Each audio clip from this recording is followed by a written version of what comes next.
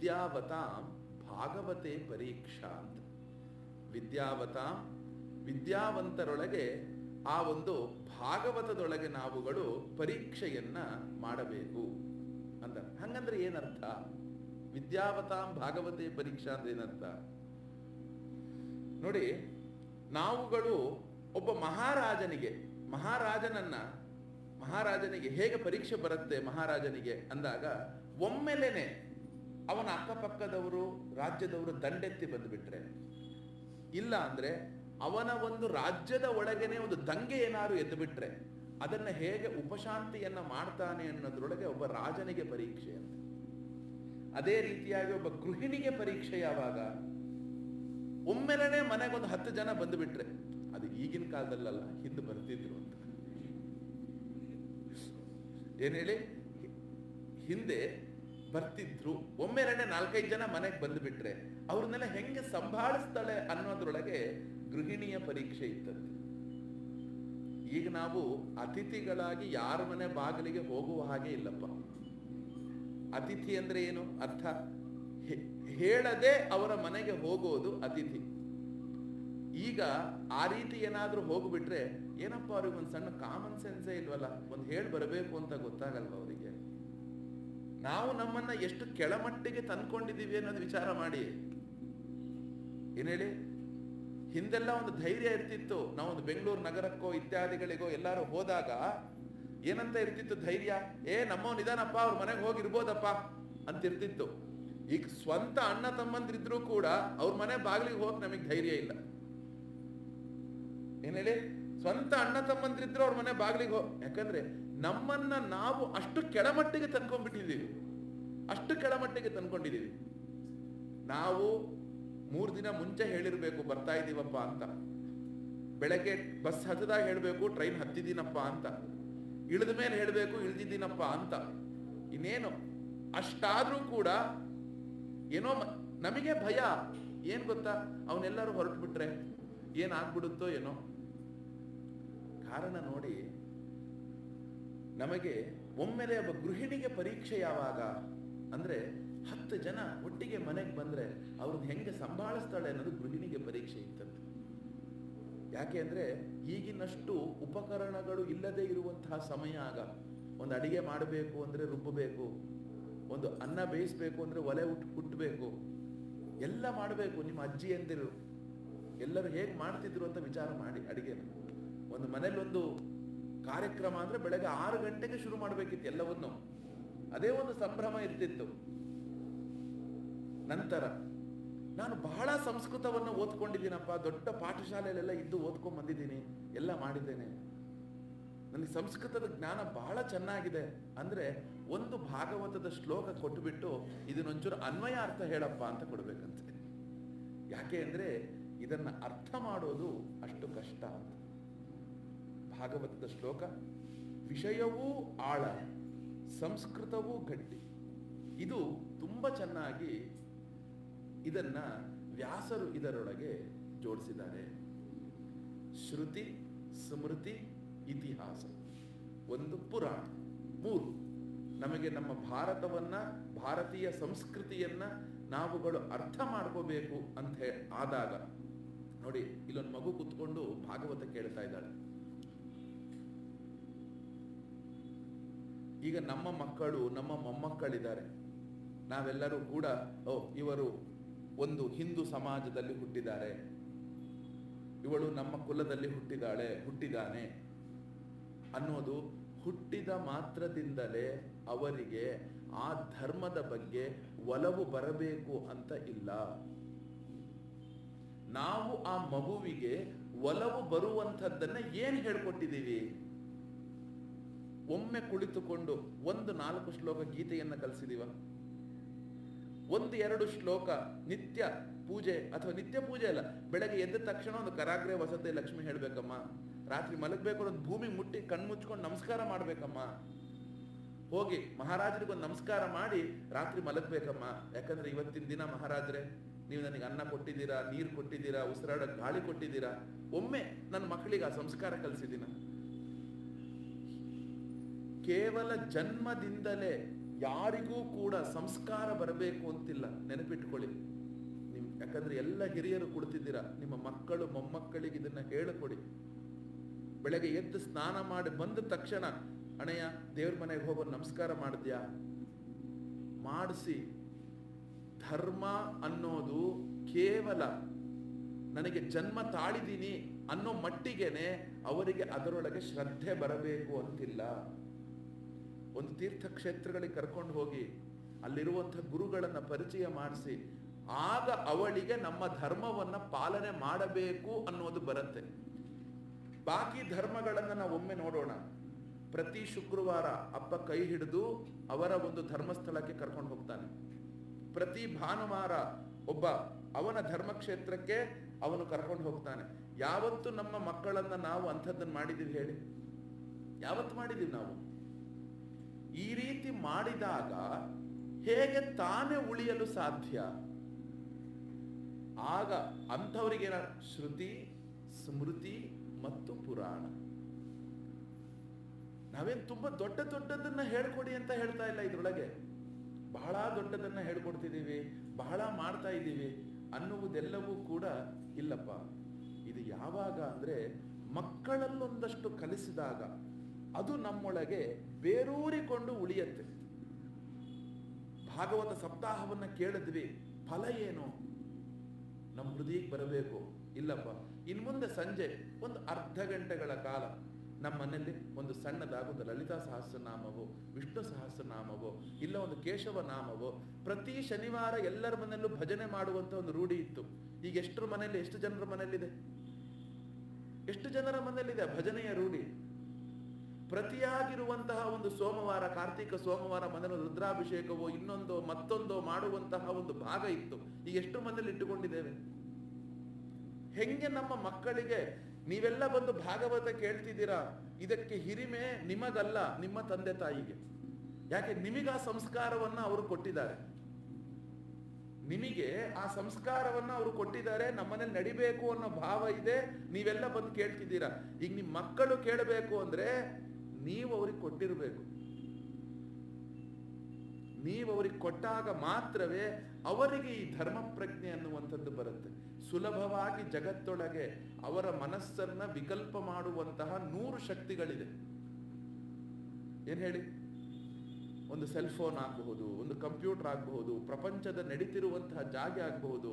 ಮತ್ತು ಎಲ್ಲರಿಗೂ ಕೂಡ ಪುನರ್ಜನ್ಮದ ಬಗ್ಗೆ ಇರುವಂತಹ ಒಂದು ಕಲ್ಪನೆಯೇ ಇಲ್ಲ ಅವರಿಗೆ. ನಾನು ತಪ್ಪು ಮಾಡಿದ್ರೆ ನನಗೆ ತಪ್ಪಾಗುತ್ತಪ್ಪ, ನಾನು ಯಾವತ್ತೂ ಒಳ್ಳೇದು ಮಾಡ್ಬೇಕಪ್ಪ ಅನ್ನುವ ಭಾವವೇ ಇಲ್ಲ ಯಾರಿಗೂ ಕೂಡ. ಆ ರೀತಿಯಾಗಿ ಜೀವನವನ್ನ ಸಾಗಿಸ್ತಿದ್ದೇವೆ. ಪಶು ಪಕ್ಷಿ ಪ್ರಾಣಿಗಳ ತರಹ ಜೀವನವನ್ನ ಮಾಡ್ತಾ ಇದ್ದೇವೆ. ಯಾವಾಗ ನಮಗೆ, ಯಾಕಂದ್ರೆ ಇವತ್ತಿನ ಉಪಾಖ್ಯಾನ ಅದೇ, ದುಂದುಕಾರಿಯ ಕಥೆಯನ್ನ ಹೇಳ್ತೇನೆ. ಭಾಗವತದೊಳಗೆ ಆರಂಭದಲ್ಲಿ ಬರುವಂತಹ ಕಥೆ ಅದು. ಗೋಕರ್ಣೋಪಾಖ್ಯಾನ ಅಂತ ಹೇಳ್ತಾರೆ. ಗೋಕರ್ಣನ ಕಥೆ ಯಾಕೆ ಹೇಳ್ತಿದ್ದೀನಿ ಅಂದ್ರೆ, ನಿಮ್ಮ ಮಕ್ಕಳು ಮೊಮ್ಮಕ್ಕಳು, ನಿಮ್ಮ ಸೊಸೆಯಂದ್ರು ಏನ್ ಹೇಳಿದ್ರೂ ಪರವಾಗಿಲ್ಲ, ನಿಮ್ಮ ಮಕ್ಕಳು ಮೊಮ್ಮಕ್ಕಳಿಗೆ ಒಂದಷ್ಟು ಸಂಸ್ಕಾರವನ್ನು ಕಲಿಸಿ. ಆಗ ನಮ್ಮ ಭಾರತ ನಮ್ಮ ಧರ್ಮದ ಹಿಂದೆ ಬಿದ್ದಿರುತ್ತೆ. ಇಲ್ಲ, ನಮ್ಮ ಮಕ್ಕಳು ಮೊಮ್ಮಕ್ಕಳಿಗೆ ಖಂಡಿತವಾಗಲೂ ಧರ್ಮ ಪ್ರಜ್ಞೆ ಇಲ್ಲದೆ ಹೋದರೆ ಅವರು ವಿವಾಹದಿಂದ ಹಿಡಿದು ಅವರ ಜೀವನ ಶೈಲಿಯಿಂದ ಹಿಡಿದು ಎಲ್ಲವೂ ಕೂಡ ಅಸ್ತವ್ಯಸ್ತವಾಗುತ್ತೆ. ಯಾಕೆ ಇಷ್ಟೊಂದನ್ನ ಹೇಳಬೇಕಿತ್ತು ವ್ಯಾಸರು? 1,00,000 ಶ್ಲೋಕ ಭಾರತವನ್ನು ಹೇಳಿ, ಇಷ್ಟು ಶ್ಲೋಕಗಳ ಪುರಾಣಗಳನ್ನು ಹೇಳಿ, ವೇದಗಳನ್ನೆಲ್ಲ ವಿಂಗಡಣೆಯನ್ನು ಮಾಡಿ, ಅವರು ಮಹಾವಿಷ್ಣುವಿನ ಅವತಾರವೇ ವ್ಯಾಸರು. ವ್ಯಾಸರು ಕೂಡ ಗೀತೆಯಲ್ಲಿ ಆ ವಿಭೂತಿ ಯೋಗದೊಳಗೆ ನಾನು ವ್ಯಾಸನಾಗಿದ್ದೀನಪ್ಪ ಅಂತ ಹೇಳ್ಕೊಂಡಿದ್ದಾನೆ ಕೃಷ್ಣ ಪರಮಾತ್ಮ. ಏನಕ್ಕೆ ಹೇಳಬೇಕಿತ್ತು ಅಂದ್ರೆ ಕಾರಣ ಇಷ್ಟೇ, ಇಷ್ಟನ್ನ ನಾನು ಹೇಳಿದಾಗ ಒಂದಿಷ್ಟಾರು ಇವರು ಓದ್ತಾರೆ ಅಂತ. ಏನ್ ಹೇಳಿ? ಒಂದಿಷ್ಟಾರು ಓದಿ ಆ ಸಂಸ್ಕಾರವನ್ನ ಪಡಿತಾರೆ ಅಂತ. ಆದ್ರಿಂದ ನಾವುಗಳು ಶ್ರುತಿ, ಸ್ಮೃತಿ, ಪುರಾಣ ಮತ್ತು ಇತಿಹಾಸದ ಜ್ಞಾನ ಈ ಭೂಮಿಯೊಳಗೆ ಹುಟ್ಟಿದೀವಲ್ಲ. ಪತಂಜಲಿಗಳು ಮಹಾಭಾಷ್ಯದೊಳಗೆ ಆರಂಭದಲ್ಲಿ ಒಂದು ಮಾತನ್ನ ಬರೀತಾರೆ. ವ್ಯಾಕರಣ ಸೂತ್ರಗಳಿಗೆ ಬರೆದಿರುವ3 ಜನರು ನಮಗೆ ಭಾಷ್ಯವನ್ನ ಕಲ್ಪಿಸಿರುವಂಥವ್ರು. ವೇದಾಂತ ಸೂತ್ರಗಳಿಗೆ ಶಂಕರ ಭಗವತ್ಪಾದರು, ಹಾಗೇನೆ ಅವರವರ ಅನುಯಾಯಿಗಳಿಗೆ ತಕ್ಕ ಹಾಗೆ. ಈಗ ಅದ್ವೈತ ಪರಂಪರೆಗೆ ಶಂಕರರು, ಅದೇ ರೀತಿ ದ್ವೈತ ಪರಂಪರೆಗೆ ಮಧ್ವರು, ವಿಶಿಷ್ಟಾದ್ವೈತ ಸಂಪ್ರದಾಯಕ್ಕೆ ರಾಮಾನುಜರು, ಹಾಗೆ ಅನೇಕ ಜನ ಅವರವರ ಒಂದು ಧರ್ಮಕ್ಕೆ ತಕ್ಕ ಹಾಗೆ, ಧರ್ಮ ಅಂತೇನೆ, ಅವರವರ ಒಂದು ಮತಗಳಿಗೆ ತಕ್ಕ ಹಾಗೆ, ಅವರವರ ಒಂದು ಸಿದ್ಧಾಂತಕ್ಕೆ ತಕ್ಕ ಹಾಗೆ ಅವರವರು ಗ್ರಂಥಗಳನ್ನು ಭಾಷ್ಯ ಅಂದ್ರೆ ವ್ಯಾಖ್ಯಾನ ಅಂತ ಅರ್ಥ. ಅದೇ ರೀತಿಯ ಇನ್ನೆರಡು ಭಾಷ್ಯ ಇದೆ. ಒಂದು ಶಾಬರ ಭಾಷ್ಯ ಅಂತ ಹೇಳ್ತೇವೆ, ಅದು ಕರ್ಮಸೂತ್ರಗಳಿಗಿರುವಂತಹ ಗ್ರಂಥ. ಧರ್ಮ ಜಿಜ್ಞಾಸ, ಅದನ್ನ ಕರ್ಮಸೂತ್ರಗಳು ಅಂತ ಏನು ಹೇಳ್ತೇವೆ, ಧರ್ಮ ಅದಕ್ಕಿರುವಂತಹ ಒಂದು ಗ್ರಂಥ. ಅದೇ ರೀತಿಯಾಗಿಯೇ ಇನ್ನೊಂದು ವೇದಾಂತ ವ್ಯಾಕರಣ ಸೂತ್ರಗಳಿಗಿರುವಂತಹ ಒಂದು ಭಾಷ್ಯ ವ್ಯಾಖ್ಯಾನ, ಅದನ್ನು ಪತಂಜಲಿಗಳು ಬರೆದಿರೋದು. ಆ ಪತಂಜಲಿಗಳು ಬರೆದಿರುವಂತಹ ಈ ಗ್ರಂಥದೊಳಗೆ ಆ ಗ್ರಂಥದಲ್ಲಿ ಮೊದಲಿಗೆ ಬರೀತಾರೆ, ನಾವು ಯಾಕೆ ಇದನ್ನು ಓದಬೇಕು ಅಂತ. ಏನ್ ಹೇಳಿ, ನಾವು ಇಷ್ಟೆಲ್ಲ ಏನಕ್ಕಪ್ಪ ಓದಬೇಕು, ನಾವು ವ್ಯಾಕರಣ ಸೂತ್ರ ಯಾಕೆ ಓದಬೇಕು, ವೇದಗಳನ್ನ ಯಾಕೆ ಕಲಿಬೇಕು, ಉಪನಿಷತ್ತನ್ನ ಯಾಕೆ ಅಭ್ಯಾಸ ಮಾಡಬೇಕು, ಯಾಕೆ ನಾವು ನೋಡಪ್ಪ ನೀನು ಈ ಭೂಮಿಯಲ್ಲಿ ಹುಟ್ಟಿದೆಯಲ್ಲ ಅದಕ್ಕೆ ಓದಬೇಕು ಅಂತ ಉತ್ತರ ಕೊಟ್ಟಿದ್ದಾರೆ. ಈ ಒಂದು ಕರ್ಮ ಭೂಮಿಯೊಳಗೆ ನೀನು ಹುಟ್ಟಿದೆಯಲ್ಲಪ್ಪ, ಹುಟ್ಟಿದ ಮಾತ್ರದಿಂದಲೇ ನೀನು ಓದಬೇಕು, ಆಮೇಲೆ ಯಾಕೆ ಅನ್ನೋ ಪ್ರಶ್ನೆ. ಅಂತಹ ಒಂದು ಗ್ರಂಥವನ್ನ, ಈ ಒಂದು 4 ಜ್ಞಾನಗಳನ್ನ ನಮಗೆ ವೇದಗಳ ಈ ಭಾಗವತ ಗ್ರಂಥ ಎಷ್ಟು ಅನನ್ಯ ಸದೃಶಪ ಅಂದ್ರೆ, ಇದನ್ನು ಓದಿದಾಗ ವೇದಗಳೊಳಗೆ ಏನು ಹೇಳುತ್ತೆ ಅನ್ನೋದು ತಿಳಿಯುತ್ತೆ, ಸ್ಮೃತಿ ಗ್ರಂಥಗಳ ಧರ್ಮಶಾಸ್ತ್ರದ ವಿಷಯ ಗೊತ್ತಾಗತ್ತೆ, ಮತ್ತು ಇದು ಪುರಾಣವೂ ಕೂಡ ಹೌದು. ಎಲ್ಲಾ ಜ್ಞಾನಗಳು ಕೂಡ ನಮಗೆ ಈ ಒಂದು ಗ್ರಂಥವೇ ತಂದು ಕೊಡುವಂಥದ್ದು ಆಗತ್ತೆ. ಉಪನಿಷತ್ತಿನ ಜ್ಞಾನವೂ ಕೂಡ ನಮಗೆ ಚೆನ್ನಾಗಿ ಸಿಗುವಂಥದ್ದು ಆಗತ್ತೆ. ನೋಡಿ, ಈ ಒಂದು ಭಾಗವತಕ್ಕೆ ಇರುವಷ್ಟು ಒಂದು ವ್ಯಾಖ್ಯಾನ ಬೇರೆ ಯಾವ ಗ್ರಂಥಕ್ಕೂ ಇಲ್ಲ, ಯಾವ ಪುರಾಣಕ್ಕೂ ಇಂತಹ ಮಹತ್ವವನ್ನ ಎಲ್ಲರೂ ಕೂಡ ಕೊಟ್ಟಿಲ್ಲ. ನೋಡಿ, ಇಲ್ಲಿ ಹೇಳಬೇಕಾದಾಗ ಎಷ್ಟು ಜನ ಮೊದಲನೇದಾಗಿ ಅದ್ವೈತ, ವಿಶುದ್ಧಾದ್ವೈತ, ವಿಶಿಷ್ಟಾದ್ವೈತ, ಶುದ್ಧಾದ್ವೈತ, ದ್ವೈತ, ದ್ವೈತಾದ್ವೈತ, ಅನೇಕ ನಾನಾ ಒಂದು ವೇದಾಂತ ಶಾಖೆಗಳ ಮತಾಚಾರ್ಯರು ಏನಿದ್ದಾರೆ ಅವರೆಲ್ಲರೂ ಕೂಡ ಈ ಭಾಗವತಕ್ಕೆ ವ್ಯಾಖ್ಯಾನವನ್ನ ಬರೆದಿದ್ದಾರೆ. ನೋಡಿ, ಇದರೊಳಗೆ ಶಾಸ್ತ್ರಗಳನ್ನ ಹೇಳುವಂತಹ ಒಂದು ಸಾರ್ವಭೌಮ. ಇದನ್ನ ಓದಿದಾಗ, ಭಾಗವತವನ್ನ ಓದಿಕೊಂಡ್ರೆ ಮತ್ತಿನ್ನೊಂದು ಶಾಸ್ತ್ರ ಗ್ರಂಥವನ್ನ ನೀವು ಓದಬೇಕಾಗಿಲ್ಲ. ಎಲ್ಲಾ ಶಾಸ್ತ್ರಗಳ ವಿಷಯವನ್ನೂ ಕೂಡ ಈ ಭಾಗವತದೊಳಗೆ ನಮಗೆ ತಿಳಿಸಿರುವಂಥವರು ಆಗತ್ತೆ. ಮೊದಲನೇದಾಗಿ ಅತ್ಯಂತ ಪ್ರಾಚೀನವಾದಂತಹ ವ್ಯಾಖ್ಯಾನ ಅಂತ ತಗೊಂಡಾಗ ಅದ್ವೈತ ಆಚಾರ್ಯರು, ಭಕ್ತ ಸತ್ತಮರು ಆದಂತಹ ಶ್ರೀಧರ ಸ್ವಾಮಿಗಳ ಭಾಗವತಾರ್ಥ ದೀಪಿಕಾ ಅನ್ನುವಂತಹ ಒಂದು ವ್ಯಾಖ್ಯಾನ. ಅದೇ ರೀತಿಯಾಗಿ ವಿಶಿಷ್ಟಾದ್ವೈತ ಸಂಪ್ರದಾಯದ ಸುದರ್ಶನ ಸೂರಿಗಳ ಶುಕಪಕ್ಷೀಯ ಅನ್ನುವಂತಹ ಒಂದು ವ್ಯಾಖ್ಯಾನ. ಹಾಗೇನೆ ವೀರರಾಘವಾಚಾರ್ಯರ ಭಾಗವತ ಚಂದ್ರಿಕಾ ಅಂತ, ನಂತರ ವೆಂಕಟಕೃಷ್ಣ ಆಚಾರ್ಯರ ಭಾಗವತ ಚಂದ್ರಿಕಾ ಅಂತ, ಮತ್ತು ಆ ದ್ವೈತ ಮತದೊಳಗೆ ಆಚಾರ್ಯರಾಗಿರುವಂತಹ ಶ್ರೀಮದ್ ಆನಂದ ತೀರ್ಥ ಭಗವತ್ಪಾದರ ಭಾಗವತ ತಾತ್ಪರ್ಯ ನಿರ್ಣಯ ಅನ್ನುವಂತಹದ್ದು. ಹಾಗೇನೆ ವಿಜಯಧ್ವಜರ ಪದರತ್ನಾವಳಿ, ನಿಂಬಾರ್ಕ ಮತದ ಶ್ರೀ ಶುಕದೇವಾಚಾರ್ಯರ ಸಿದ್ಧಾಂತ ಪ್ರದೀಪ, ಮತ್ತು ಶುದ್ಧಾದ್ವೈತ ಸಂಪ್ರದಾಯದ ಶ್ರೀ ವಲ್ಲಭಾಚಾರ್ಯರ ಸುಬೋಧಿನಿ ಅಂತ, ಶ್ರೀ ಗಿರಿಧರಾಚಾರ್ಯರ ಆಧ್ಯಾತ್ಮಿಕ ವ್ಯಾಖ್ಯಾನ, ಚೈತನ್ಯಮತಿಯ ಜೀವಗೋಸ್ವಾಮಿಗಳ ಸಂದರ್ಭ ಅನ್ನುವಂತಹ ವ್ಯಾಖ್ಯಾನ, ವಿಶ್ವನಾಥ ಚಕ್ರವರ್ತಿಗಳ ಸಾರನಾಥ ದರ್ಶಿನಿ ಅಂತ, ಶ್ರೀಹರಿಯ ಹರಿಭಕ್ತಿ ರಸಾಯನ ಅಂತ, ಇವೆಲ್ಲವೂ ಕೂಡ ಸಂಸ್ಕೃತದೊಳಗಿರುವ ವ್ಯಾಖ್ಯಾನಗಳು. ಏನ್ ಹೇಳಿ, ಇವೆಲ್ಲವೂ ಕೂಡ ಏನೋ ಸಂಸ್ಕೃತದೊಳಗಿರುವಂತಹ ವ್ಯಾಖ್ಯಾನಗಳು. ಇನ್ನ ಕನ್ನಡ, ಆಂಗ್ಲ, ಹಿಂದಿ ಇವೆಲ್ಲವೂ ಕೂಡ ಸಾವಿರಾರು ಅರ್ಥಗಳು ಈ ಭಾಗವತಕ್ಕೆ, ಸಾವಿರಾರು ಜನರು ಈ ಭಾಗವತದ ಮೇಲೆ ಕೃಷಿಯನ್ನ ಮಾಡಿದ್ದಾರೆ. ಅಂದ್ರೆ ಅಷ್ಟನ್ನ ಬರೆದರೂ ಕೂಡ ಈ ಭಾಗವತಕ್ಕೆ ಎಷ್ಟು ಶಕ್ತಿ ಇದೆಯಪ್ಪ ಅಂದ್ರೆ, ಇನ್ನೂ 1000 ಜನ ಬರೆದರೂ ಕೂಡ ಖಾಲಿ ಆಗದೆ ಇರುವಷ್ಟು ಶಕ್ತಿ ಇದೆ. ಅಂತಹ ಒಂದು ಉದ್ಗ್ರಂಥ ಈ ಭಾಗವತ ಅನ್ನುವಂತಹ ಒಂದು ಗ್ರಂಥ. ನೋಡಿ, ಈ ಭಾಗವತವನ್ನ ಯಾಕೆ ಇಷ್ಟೊಂದು ಮಹತ್ವ ಬಂತು ಈ ಭಾಗವತಕ್ಕೆ ಅಂದ್ರೆ, ಉದ್ಧವನಿಗೆ ಕೃಷ್ಣ ಪರಮಾತ್ಮ ಒಂದು ಮಾತನ್ನ ಹೇಳ್ತಾನೆ. ಕೃಷ್ಣ ಪರಮಾತ್ಮ ಉದ್ಧವ ಗೀತೆಯನ್ನು ಹೇಳಬೇಕು ಅಂತ ಒಂದು ದಿನ ಅಂದುಕೊಂಡಿದ್ದೇನೆ. ಯಾಕಂದ್ರೆ ಒಂದು ವೇದಾಂತದ ವಿಷಯವನ್ನ, ಕಥಾ ಇತ್ಯಾದಿಗಳ ಬಿಟ್ಟು ಇಲ್ಲಿ ವ್ಯಾಖ್ಯಾನವನ್ನ ಒಂದು ಜ್ಞಾನ ಪ್ರಧಾನವಾಗಿರುವಂತಹ ಒಂದು ಘಟ್ಟಗಳನ್ನೇ ವ್ಯಾಖ್ಯಾನ ಮಾಡಬೇಕು ಅನ್ನೋದು ಒಂದು ಉದ್ದೇಶ. ಆದ್ರಿಂದ ನೋಡಿ, ಉದ್ಧವನಿಗೆ ಒಂದು ಮಾತನ್ನ ಕೃಷ್ಣ ಪರಮಾತ್ಮ ಹೇಳ್ತಾನೆ. ಉದ್ಧವ ಕೇಳ್ತಾನೆ, ಕೃಷ್ಣ ನೀನೀಗ ಹೊರಟು ಬಿಡ್ತಿದೀಯಪ್ಪ, ನಿನ್ಗೆಲ್ಲ ಗೊತ್ತಾಗ್ತಿದೆ ನನಗೆ, ನಿನ್ನೇನು ತುಂಬ ದಿನ ಇರೋದಿಲ್ಲ ಅಂತ. ಏನಪ್ಪ ಈಗ ನೀನು ಹೊರಟ್ರೆ ಏನು ಹೇಳಪ್ಪ, ನಾನು ಬಂದು ಬಿಡ್ತೇನೆ. ಹಠ ಹಿಡಿತಾನೆ ಉದ್ಧವ. ಕೃಷ್ಣನ ಹತ್ತಿರ ಹಠ ಹಿಡಿದು ಜ್ಞಾನವನ್ನ ಪಡೆದುಕೊಂಡವರು ಇಬ್ಬರು, ಒಬ್ಬ ಅರ್ಜುನ, ಇನ್ನೊಬ್ಬ ಉದ್ಧವ. ಅದರೊಳಗೆ ಉದ್ಧವ ಇನ್ನೂ ಜಾಸ್ತಿ ಹಠ. ಅವನಿಗಾದ್ರೂ ಅರ್ಜುನನಿಗೆ ಒಂದಷ್ಟು ದುಃಖ, ಶೋಕ, ಮೋಹ ಇವೆಲ್ಲ ಆವರಿಸ್ಬಿಡ್ತು ಅವರವರನ್ನ ಕಂಡಾಗ.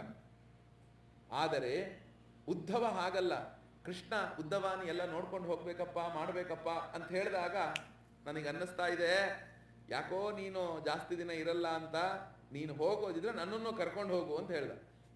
ಇದೇನಪ್ಪ ಇದು, ನನ್ನನ್ನು ಕರ್ಕೊಂಡು ಹೋಗು ಅಂತ ಬೇರೆ ಹೇಳ್ತಾ ಇದ್ದೇನೆ, ಇದೆಲ್ಲಿಂದ ಬಂತಪ್ಪ ಈ ಸ್ಥಿತಿ ಅಂತ ಹೇಳಿದಾಗ ತಕ್ಷಣವೇ ಏನಾಯ್ತು ಅಂದ್ರೆ, ಮುಂದಕ್ಕೆ ಆ ಉದ್ಧವನನ್ನ ಮತ್ತೆ ಅವನೇನು ಮಾಡ್ತಾನೆ, ಜ್ಞಾನವನ್ನ ಕೊಟ್ಟು ಇವನನ್ನ ಉಳಿಸಬೇಕು ಅನ್ನೋ ಉದ್ದೇಶದಿಂದ ಆ ಉದ್ಧವ ಗೀತೆಯನ್ನ ಹೇಳುವವನು ಆಗ್ತಾನೆ. ನೋಡಿ, ಅದರೊಳಗೊಂದು ಪ್ರಾರ್ಥನೆ ಬರುತ್ತೆ, ಎಷ್ಟು ಚೆನ್ನಾಗಿದೆ ಅಂದ್ರೆ, ನೋಡೋ ಉದ್ಧವ, ನೀನೇನು ಯೋಚನೆ ಮಾಡಬೇಡ ಕಣೋ, ನಾನು ಇಲ್ಲಿಂದ ಶರೀರದಿಂದ ಇಲ್ಲ ಅಂದ್ರೂ ಕೂಡ ನಾನು ಒಂದು ಕಡೆಗೆ ಯಾವಾಗಲೂ ಕೂಡ ಒಂದರೊಳಗೆ ನಾನು ನೆಲೆಸೇ ಇರ್ತೀನಿ. ಯಾವುದು? ಸ್ವಕೀಯಂ ಯದ್ ಭವೇತ್ ತೇಜಃ ತಚ್ಚ ಭಾಗವತೆ ಅದಧಾತ್ ತಿರೋಧಾಯ ಪ್ರವಿಷ್ಟೋಯಂ ಶ್ರೀಮದ್ ಭಾಗವತಾರ್ಣವಂ ಅಂತ. ಆ ಕೃಷ್ಣ ಪರಮಾತ್ಮ ಹೇಳ್ತಾನೆ ಉದ್ಧವನಿಗೆ, ಉದ್ಧವ, ನನ್ನ ಈ ಒಂದು ಶಕ್ತಿ ಏನಿದೆ, ಜ್ಞಾನದ ಶಕ್ತಿ ಏನಿದೆ, ಇಡೀ ನನ್ನ ಒಂದು ಶಕ್ತಿಯನ್ನ ನಾನು ಏನು ಮಾಡ್ತೇನೆ, ಈ ಭಾಗವತ ಗ್ರಂಥದೊಳಗೆ ಇಟ್ಟು, ಈ ಭಾಗವತ ಗ್ರಂಥದೊಳಗೆ ಇಟ್ಟವನಾಗಿ ನಾನು ಈ ಒಂದು ಶರೀರದಿಂದ, ಈ ಲೋಕದಿಂದ ನಾನು ಹೊರಡುವವನು ಆಗ್ತೇನೆ. ಯಾಕೆ ಅಂದ್ರೆ, ಆ ಪರಂಧಾಮವನ್ನ ಸೇರಿಕೊಳ್ಳಬೇಕಾದಾಗ ಆ ಉದ್ಧವನಿಗೆ ಈ ತಿರೋಧಾಯ ಪ್ರವಿಷ್ಟೋಯಂ, ಜಗತ್ತೊಳಗೆ ಅವನು ಕಾಣದೇ ಇರುವ ಹಾಗೆ ಆದ. ಆ ಕಾಣದೇ ಇರಬೇಕಾದಾಗ ಇಡೀ ಆ ಕೃಷ್ಣ ಪರಮಾತ್ಮನ ಶಕ್ತಿಯನ್ನ ಈ ಭಾಗವತ ಗ್ರಂಥದೊಳಗೆ ಇಟ್ಟು ಅವನು ಕಣ್ಣಿಗೆ ಕಾಣದೇ ಇರುವ ಹಾಗೆ ಆಗದ. ಆದ್ರಿಂದ ಈ ಭಾಗವತ ಅಂದ್ರೆ ಏನು? ತೇನೇಯಂ ವಾಂಗ್ಮಯೀ ಮೂರ್ತಿ ಪ್ರತ್ಯಕ್ಷ ವರ್ತತೆ ಹರೇಹೇ ಇದಂ ಭಾಗವತನ್ನಾಮ ಪುರಾಣಂ ಬ್ರಹ್ಮ ಸಂಹಿತಂ. ತೇನೇಯಂ ವಾಂಗ್ಮಯೀ ಮೂರ್ತಿ, ಇದರೊಳಗಿರುವಂತಹ ಒಂದು ಅಕ್ಷರ, ಒಂದು ಒತ್ತಕ್ಷರ, ಒಂದು ಪಾದ, ಒಂದು ಶ್ಲೋಕ ಎಲ್ಲವೂ ಕೂಡ ಕೃಷ್ಣ ಪರಮಾತ್ಮನ ವಾಂಗ್ಮಯೀ ಮೂರ್ತಿ. ಅವನಿಗೆ ಭೌತಿಕ ಮೂರ್ತಿ ಹೊರಟು ಅವನ ವಾಕ್ಯೆಂಬ ಒಂದು ಮೂರ್ತಿ ಈ ಭಾಗವತವೇ. ಅವನ ಜ್ಞಾನದ ಒಂದು ಮೂರ್ತಿ ಏನಿದೆ ಅದೇ ಈ ಭಾಗವತ ಗ್ರಂಥ. ಅಂತಹ ಒಂದು ಭಾಗವತವನ್ನ ನಾವುಗಳು ಈಗ ಆರಂಭವನ್ನ ಮಾಡಿದ್ದೇವೆ. ಇಂತಹ ಭಾಗವತ ಗ್ರಂಥದೊಳಗೆ ಏನೇನಿದೆ ಅಂತ ನಾವುಗಳು ಯಾರು ಪ್ರಶ್ನೆಯನ್ನ ಮಾಡಿದಾಗ, ಏನೇನು ಹೇಳಿದೆ ಇದರೊಳಗೆ ಅಂದಾಗ, ಮೊದಲನೆಯದಾಗಿ ಭಗವಂತನ ಲೀಲೆಗಳು, ಎರಡನೆಯದು ಭಗವಂತನ ಅವತಾರಗಳ ವರ್ಣನೆ, ಮೂರನೆಯದು ಭಾಗವತೋತ್ತಮರ ಚರಿತ್ರೆ, ನಾಲ್ಕನೆಯದು ನಿತ್ಯ ಶುದ್ಧನು, ನಿತ್ಯ ಬುದ್ಧನು, ನಿತ್ಯ ಮುಕ್ತನೂ ಆದಂತಹ ಆ ಕೃಷ್ಣ ಪರಮಾತ್ಮನ ದಿವ್ಯ ಚರಿತ್ರೆ. ಆ ಕೃಷ್ಣ ಪರಮಾತ್ಮನ ದಿವ್ಯ ಚರಿತ್ರೆಯೊಳಗೆ ಆ ಭಗವಂತನ ಬಾಲಲೀಲೆ, ಅವನ ನವನೀತ ಲೀಲೆ, ಅವನ ಗೋಚಾರಣ, ಮುರಳೀಗಾನ, ಆ ಬ್ರಹ್ಮನ ಗರ್ಭಭಂಗ, ಕಾಳೀಯ ದಮನ, ದಾವಾಗ್ನಿಪಾನ, ಗೋಪಿಕೆಯರಾದಂತಹ ಭಕ್ತರಿಗೆ ಅನುಗ್ರಹವನ್ನ ಮಾಡೋದು, ಅದೇ ರೀತಿ ಅವನ ಎಲ್ಲ ಮಹಾತ್ಮ್ಯ ಲೀಲೆಗಳು, ಅಷ್ಟೇ ರೀತಿಯಾಗಿ ಅವನು ಎಷ್ಟು ಜನರಿಗೆ ಮುಕ್ತಿಯನ್ನು ಕೊಟ್ಟ. ಪೂತನ, ತೃಣಾವರ್ತ, ಶಕಟ, ಪ್ರಳಂಬ, ಧೇನುಕ, ಬಕ, ವತ್ಸ, ಕಂಸ ಮುಂತಾದಂತಹ ಅನೇಕ ಜನರಿಗೆ ಉದ್ಧಾರವನ್ನು ಮಾಡಿದಂತಹ ಚರಿತ್ರೆ. ಇದರೊಳಗೆ ಅಧ್ಯಾತ್ಮ ಪ್ರಧಾನವಾಗಿರುವಂತಹ ಅನೇಕ ಗೀತೆಗಳಿದೆ. ಗೋಪಿಕಾ ಗೀತೆ, ಯುಗ್ಮಗೀತೆ, ಶ್ರುತಿಗೀತೆ, ಭ್ರಮರಗೀತೆ, ವೇಣುಗೀತೆ, ಹೀಗೆ ಅನೇಕ ಇವೆಲ್ಲವೂ ಕೂಡ ತತ್ವಜ್ಞಾನ ಪ್ರಧಾನವಾಗಿರುವಂತಹ ಗೀತೆಗಳು, ಪರಮಾತ್ಮನ ವಿಷಯವನ್ನು ತಿಳಿಸುವಂತಹ ಗೀತೆಗಳು. ಇಷ್ಟು ಬಿಟ್ಟು ಇನ್ನು ಎಂತೆಂತಹ ಭಾಗವತೋತ್ತಮರ ಚರಿತ್ರೆ ಇದರೊಳಗೆ ಬರುತ್ತಪ್ಪ ಅಂದ್ರೆ ನಾವೆಲ್ಲ ಅನ್ಕೊಂಡ್ಬಿಡ್ತೀವಿ, ಅಯ್ಯೋ ಮಹಾನ್ ಪಾಪಗಳನ್ನು ಮಾಡಿಬಿಟ್ನಲ್ಲ.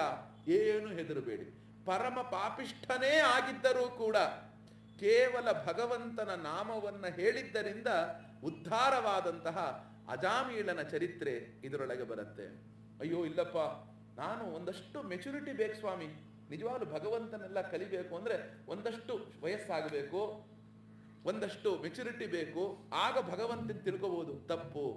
ಅಂಥದ್ದನ್ನ ಸುಳ್ಳು ಮಾಡಕ್ಕೋಸ್ಕರವೇ ಯಾರೋ ಆ ಧ್ರುವ, ಪ್ರಹ್ಲಾದ ಎಲ್ಲರೂ ಕೂಡ ನಮಗೆ ಕಂಡು ಬರುವಂಥವರು ಆಗ್ತಾರೆ.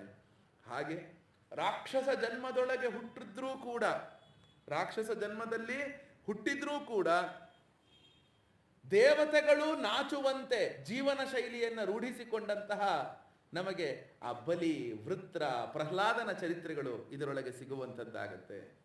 ಜಗತ್ತೊಳಗೆ ನಮ್ಮ ಹತ್ರ ಏನೂ ಇಲ್ಲ ಅಂದ್ರೂ ಭಗವಂತನು ಒಮ್ಮೆ ನನ್ನವನು ಅಂತ ಅಂದುಕೊಂಡು ಬಿಟ್ಟ ಅಂದ್ರೆ ಅವನು ದೇವತೆಗಳನ್ನೂ ಮೀರಿಸುವಂತಹ ಐಶ್ವರ್ಯವನ್ನು ಪಡಿಬಹುದು ಅಂತ ಹೇಳುವಂತಹ ಆ ಸುಧಾಮನ ಚರಿತ್ರೆ ಈ ಒಂದು ಭಾಗವತದೊಳಗೆ ನಮಗೆ ಸಿಗತ್ತೆ.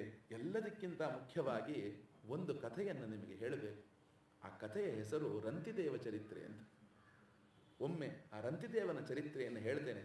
ಕೇವಲ 14 ಶ್ಲೋಕಗಳಲ್ಲಿ ಆ ರಂತಿದೇವನ ಚರಿತ್ರೆಯನ್ನು ಭಾಗವತದಲ್ಲಿ ಹೇಳಿದೆ. ಕೇವಲ 14 ಶ್ಲೋಕ, 9ನೇ ಸ್ಕಂದದಲ್ಲಿ ಬರುತ್ತೆ. ಹೇಳಬೇಕು. ಮಹಾರಾಜ ಅವನು ಎಂತಹ ಮಹಾತ್ಮ ಅಂದ್ರೆ ಇನ್ನು ಒಂದು ಹನಿ ನೀರು ಕುಡಿಲಿಲ್ಲ ಅಂದ್ರೆ ಅವನು ಪ್ರಾಣ ಹೊರಟು ಹೋಗುತ್ತೆ. ಅವನು ಪ್ರಾಣ ಹೊರಟು ಅಷ್ಟು ಕಷ್ಟವನ್ನು ಅನುಭವಿಸ್ತಾನೆ. 48 ದಿನಗಳ ಕಾಲ ಉಪವಾಸವನ್ನು ಮಾಡಿರ್ತಾನೆ. ಅವನಷ್ಟೇ ಅಲ್ಲ, ಅವನ ಕುಟುಂಬ ಪೂರ್ತಿ. ಅಂತಹ ಸಂದರ್ಭದಲ್ಲೂ ಒಂದಷ್ಟು ತಿನ್ನಕ್ಕೆ ಸಿಕ್ಕಾಗ ಯಾರೋ ಬಂದು ಕೇಳಿದ್ರು ಅಂತ ಎಲ್ಲವನ್ನೂ ದಾನ ಮಾಡಿಬಿಡ್ತಾನೆ. ಅವ್ರು ಕೇಳಿದವರು ಯಾರಾಗಿರ್ತಾರೆ? ಸಾಕ್ಷಾತ್ ತ್ರಿಮೂರ್ತಿಗಳೇ ಬಂದು ಕೇಳಿರ್ತಾರೆ, ಸಾಕ್ಷಾತ್ತಾಗಿ ಬಂದು ಕೇಳಿರ್ತಾರೆ. ಆಗ ಭಗವಂತ ಹೇಳ್ತಾನೆ, ರಂತಿದೇವ ಬಹಳ ಖುಷಿ ಆಯ್ತು ಕಣ ನಿನ್ನ ನೋಡಿ, ನಿಂಗೆ ಏನು ಬೇಕಾದ್ರೂ ಕೇಳ್ಕೊಳ, ನಾನು ಕೊಡ್ತೀನಿ. ನೋಡಿ ಭಗವಂತ ಹೇಳೋ ಮಾತು, ನಿನ್ನ ನೋಡೇ ನನಗೆ ಖುಷಿ ಆಯ್ತು ಕಣ, ನಿಂಗೆ ಏನು ಬೇಕಾದ್ರೂ ಕೇಳ, ನಾನು ಕೊಡ್ತೀನಿ ಅಂದಾಗ ಏನು ಪ್ರಾರ್ಥನೆ ಮಾಡ್ತಾನೆ ಗೊತ್ತಾ? ಇಡೀ ಜಗತ್ತಿನ ದುಃಖವನ್ನು ನನಗೆ ಕೊಡಪ್ಪ, ಎಲ್ಲರಿಗೂ ಕೂಡ ಸುಖವನ್ನೇ ಕೊಡು, ಆನಂದವನ್ನು ಕೊಡು ಅಂತ ಪ್ರಾರ್ಥನೆ ಮಾಡ್ತಾನೆ. ನಾನೇನು ಜಗತ್ತೊಳಗೆ ಎಷ್ಟು ದುಃಖ ಇದೆ ಅದೆಲ್ಲವೂ ನನಗಿರಲಿ, ಅದೆಲ್ಲವೂ ಪೂರ್ಣ ನನಗಿರಲಿ. ನನ್ನ ಒಂದು ಏನಿದೆ ಆ ಆನಂದ ಅನ್ನೋದು ಜಗತ್ತಿಗೆ ಕೊಡುವಂತ ಅಂತಹ ಭಾಗವತೋತ್ತಮನಾದ ರಂತಿದೇವನ ಚರಿತ್ರೆ ಇದರೊಳಗೆ ಬರುತ್ತೆ. ಇಡೀ ಪ್ರಪಂಚದ ಸಾಹಿತ್ಯವನ್ನೇ ನಿಬ್ಬೆರಗು ಮಾಡುವಂತಹ ಒಂದು ಆಖ್ಯಾನ ಬರುತ್ತೆ ಇದರೊಳಗೆ. ಅದು ಪುರಂಜನೋಪಾಖ್ಯಾನ ಅಂತ. ಅಂತಹ ಮಹತ್ವವಾದ ಪುರಂಜನೋಪಾಖ್ಯಾನ ಇರುವಂಥದ್ದು. ಹೀಗೆ ಅನೇಕ ಜನ ಗೃಹಸ್ಥರ ಕತೆ, ಅದೇ ರೀತಿ ಅಂಬರೀಷ, ಉದ್ಧವ, ಕುಚೇಲ ಎಲ್ಲರೂ ಗೃಹಸ್ಥರೇ ಆಗಿರುವಂಥವರು. ಬ್ರಹ್ಮಚಾರಿಗಳ ಕತೆ, ವೃದ್ಧರ ಕತೆ, ಭಾಗವತ ಏನು ಹೇಳಿದೆ ಏನು ಹೇಳಿಲ್ಲ ಎಲ್ಲವನ್ನೂ ಕೂಡ ತನ್ನ ಒಡಲಲ್ಲಿ ಇಟ್ಟುಕೊಂಡು ಆನಂದದಿಂದ ಇರುವಂತಹ ಗ್ರಂಥ ಈ ಭಾಗವತ. ಅಂತಹ ಒಂದು ಶ್ರೀಮದ್ ಭಾಗವತದ ಚರಿತ್ರೆ 7 ದಿನಗಳ ಕಾಲ ಈ ಭಾಗವತದೊಳಗೆ ಬೆಳಗ್ಗಿಂದ ಅಷ್ಟೊತ್ತು ಇದನ್ನು ಓದಿ, ಬೆಳಗ್ಗಿಂದ ಆ ಮಟ್ಟಿಗೆ ಇದರ ಒಂದು ಚಿಂತನೆಯನ್ನು ಮಾಡ್ತಾ ಮತ್ತೆ ಇದನ್ನು ಮೆಲುಕು ಮಾಡಿಕೊಂಡು ಇದನ್ನು ಓದೋದೇ ಸೌಭಾಗ್ಯ ಅಂತ ಭಾವಿಸ್ತಾ ಇದನ್ನು ಆರಂಭವನ್ನು ಮಾಡ್ತೇನೆ. ಸಚ್ಚಿದಾನಂದ ರೂಪಾಯ ವಿಶ್ವೋತ್ಪತ್ಯಾದಿ ಹೇತವೇ ತಾಪತ್ರಯ ವಿನಾಶಾಯ ಶ್ರೀಕೃಷ್ಣಾಯ ವಯಂ ನುಮಃ, ಶ್ರೀಕೃಷ್ಣಾಯ ವಯಂ ನುಮಃ. ಕೃಷ್ಣಂ ನಾರಾಯಣಂ ವಂದೇ, ಕೃಷ್ಣಂ ವಂದೇ ವ್ರಜಪ್ರಿಯಂ, ಕೃಷ್ಣಂ ದ್ವೈಪಾಯನಂ ವಂದೇ, ಕೃಷ್ಣಂ ವಂದೇ ಪೃಥಾಸುತಂ. ಯಂ ಪ್ರೌರಜಂತಮನುಪೇತಮಪೇತ ಕೃತ್ಯಂ ದ್ವೈಪಾಯನೋ ವಿರಹ ಕಾತರ ಆಜುಹಾವ. ಪುತ್ರೇತಿ ತನ್ಮಯತಯಾ ತರವೋಭಿನೇದುಃ ತಂ ಸರ್ವಭೂತ ಹೃದಯಂ ಮುನಿಂ ಆನತೋಸ್ಮಿ, ಮುನಿಂ ಆನತೋಸ್ಮಿ. ಸಚ್ಚಿದಾನಂದ ರೂಪಾಯ ವಿಶ್ವ ಉತ್ಪತ್ಯಾದಿ ಹೇತವೇ. ಭಗವಂತನ ಎಂಥವನಪ್ಪ ಅಂದರೆ ಸಚ್ಚಿದಾನಂದ ರೂಪನಂತೆ. ಅವನು ಇಡೀ ಪ್ರಪಂಚಕ್ಕೆ ಕಾರಣನಂತವನು. ವಿಶ್ವ ಉತ್ಪತ್ಯಾದಿ ಹೇತವೇ, ಇಡೀ ಪ್ರಪಂಚಕ್ಕೆ ಅವನಿಂದಲೇ, ಅವನೇ ಕಾರಣೀಭೂತನಾದಂತೆ. ತಾಪತ್ರಯ ವಿನಾಶಾಯ. ಅಂತಹ ಪರಮಾತ್ಮನು ಕೃಷ್ಣ ಹೇಗಿರಬೇಕು? ನಮ್ಮ ತಾಪತ್ರಯಗಳನ್ನು ಕಳಿಬೇಕು. ಆಧ್ಯಾತ್ಮಿಕ, ಆದಿಭೌತಿಕ, ಆದಿದೈವಿಕ ಎಲ್ಲ ಒಂದು. ತಾಪ ಅಂದರೆ ದುಃಖ ಅಂತ ಅರ್ಥ. ಆ ದುಃಖಗಳೆಲ್ಲವನ್ನೂ ಕೂಡ ನಾಶ ಮಾಡುವಂತಹ ಆ ಕೃಷ್ಣ ಪರಮಾತ್ಮನಿಗೆ ನಾನು ನಮಸ್ಕಾರವನ್ನ ಮಾಡ್ತೇನೆ. ಕೃಷ್ಣ ಪರಮಾತ್ಮನಿಗೆ ನಾವು ನಮಸ್ಕಾರವನ್ನು ಮಾಡ್ತೇವೆ. ನಂತರ ಎರಡನೇದು ಯಾರಿಗೆ ನಮಸ್ಕಾರ ಮಾಡಬೇಕು? ಕೃಷ್ಣನಿಗೆ ನಮಸ್ಕಾರ, ವ್ರಜವಾಸಿಗಳಿಗೆ ನಮಸ್ಕಾರ, ಕೃಷ್ಣ ದ್ವೈಪಾಯನರಿಗೆ ನಮಸ್ಕಾರ.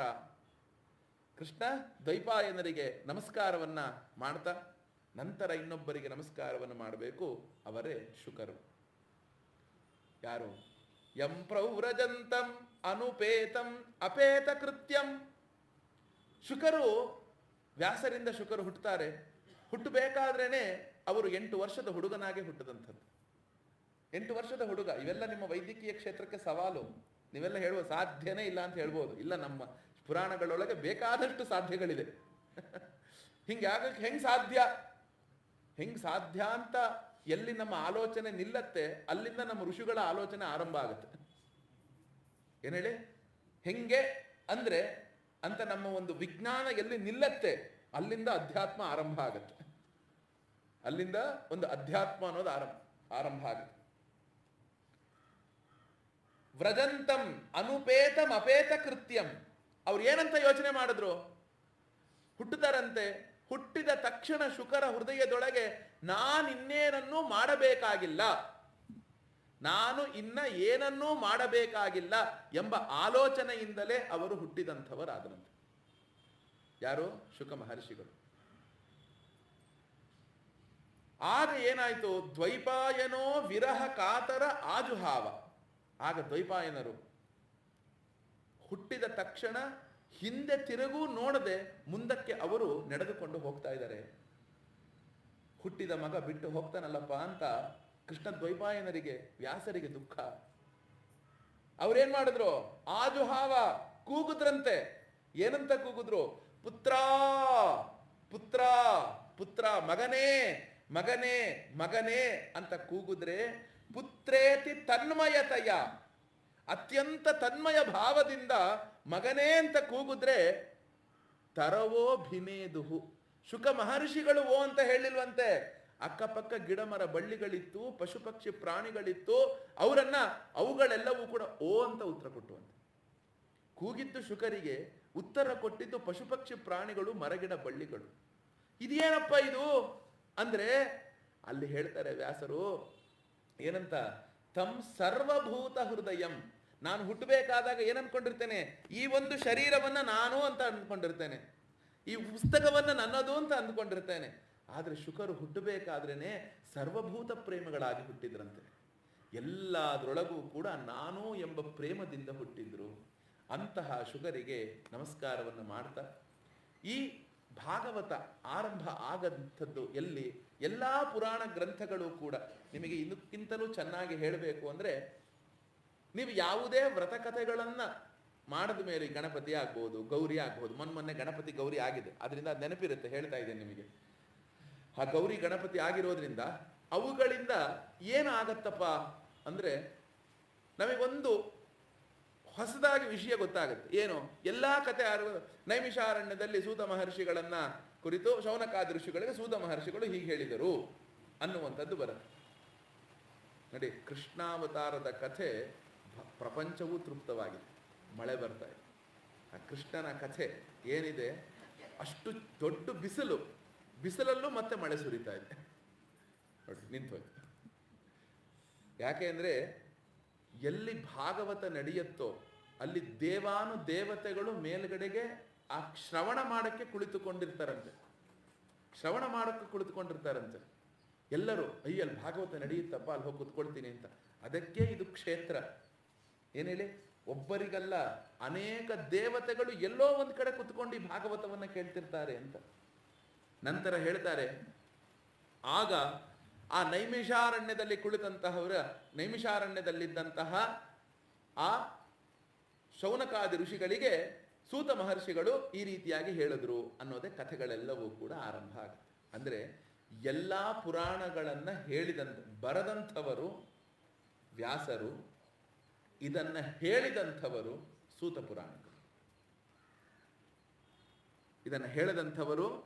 ಪುರಾಣಿಕರು. ಹೀಗೆ ಹೇಳಿದಾಗ ಅವರಿಗೆ ಪ್ರಶ್ನೆಯನ್ನು ಶೌನಕಾದಿ ಋಷಿಗಳು ಹೇಳ್ತಾರೆ, ಅಜ್ಞಾನಧ್ವಾಂತ ವಿಧ್ವಂಸ ಕೋಟಿ ಸೂರ್ಯ ಸಮಪ್ರಭ ಸೂತಾಖ್ಯಾಹಿ ಕಥಾಸಾರಂ ಮಮ ಕರ್ಣ ರಸಾಯನಂ. ಅಜ್ಞಾನಧ್ವಾಂತ ವಿಧ್ವಂಸ ಕೋಟಿ ಸೂರ್ಯ ಸಮಪ್ರಭ.